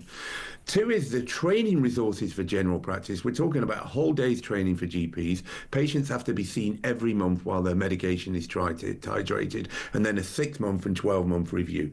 So the resource implications are double the cost. So my estimation is just in this initial tranche, you're talking £600 to £700 million. But if you, over the decades, were to get everybody on it who they're promising it to, you're talking about a cost of £10 billion, which is half the NHS budget for drugs. So our approach is completely wrong. While we're not prioritising lifestyle choices, trying to nudge people from childhood and in schools to say, look, we've got to exercise more, eat a few less calories, this approach, again, is going to ensure you cannot see your GP and that services will be... Because everyone is just booked in for their fat job. But here's the thing again, people say, but this is going to save so much money because it's a cost of obesity when it comes to, diabetes, cancer, heart disease, infirmity, people can't work. If people lose all this weight, if these drugs are so good and we're told so good, they're so risk-free and they're so brilliant, we'll actually save money for the NHS, and that's a good thing. What do you say to that, being, the professor of evidence-based medicine? So there's no doubt, and you're right, that the problems that ensue from obesity are substantial. Being obese above a BMI above 40 is about equivalent to smoking cigarettes at 20 a day for its consequences. So it's a huge problem. The two issues with these drugs is what we've shown is that once you come off it, if you don't change your lifestyle, you don't actually change the way you exercise and eat, you're going to return to where you were before. The second thing is to say as well, these drugs have a black triangle warning, which means we're still understanding the safety consequences. So anybody who goes on the drug must, if they have an adverse event, use a yellow card system to report it. All health professionals must report any adverse consequences. And we're not talking just about people having a bit of bad breath and diarrhoea, are we? No, we're talking about serious pancreatitis. In some cases, we've had reports of people dying. We've got issues about pregnancy where you must use double contraception. So there are loads of consequences. What NICE is going to do here is it's got an evaluation that at 3 years, he's going to try and say, was this good value for the taxpayers? So actually, the answer is, from an evidence-based perspective, we don't really understand what benefits we're going to derive. But yet there are really clearly beneficial drugs which are not being funded right now, but we're going to throw money at this. It blows my mind. It really does. Carl Hennigan, time is up, unfortunately, but always so good to talk to you. Carl Hennigan, Professor of Evidence-Based Medicine at the University of Oxford. Sam Armstrong, I know you and I differ on this. We do, and look, I'll confess again, I have taken them before. Which I just think is absurd. You're very slim and young and healthy. Look, for me, it was a really clear choice. I wanted to lose a bit of weight. I thought I was looking a bit podgy. It was money that I could spend. But you weren't expecting anyone else to pay for it. I wasn't expecting anyone else to pay for it, and that's basically my view on it. Which is, can't anybody who can afford to get a BMI of 40, they are spending so much money on food and fizzy drinks and God as well. Surely if they just save that money, they can pay for their own jabs. Well, even for me, it saved me money taking these jabs, actually. I was spending much less than the cost of the drugs in food every month, and it's quite happy to pocket the money. There we are then. Ian Collins, who is the picture of perfection in a man and therefore, of course, would never need to take these drugs. What do you think about this? You say that, but what about me Auntie Maureen? I mean, I hadn't seen her for a while, and so she went on the old jabs. She looked like someone had sucked the air out of a bag of frozen peas. I know so many people. What are you doing with a vacuum bag? Our world is full of people. What's happened to Auntie Maureen? Taken them, but the evidence in Sevenoaks, it's a national sport. By the way. I've got to tell you. It's really, the school run looks very different. But the evidence is really clear that it just goes back on. Well, yeah, but you can. Is it not meant to be like, I don't know what Sam's experience is, but once you see the results, you go, right, that's how I want to stay, isn't that? Well, yeah, but you still have to change the way you eat. Should we talk about something more important? Small matter of, World War III, or not, as the case may be? Indeed. Well, that's an interesting question we're going to pursue on is whether Trump has made the world a safer place. And, I'm watching those protests at the weekend, people talking about being on the right side of history while holding a picture of the Ayatollah. God, I mean, who are these people, for God's sake? Well, Seriously, who are these people? They're the enemy within. They're the useful idiots of our enemies. And I see Are we the only country, apart from America, we allow this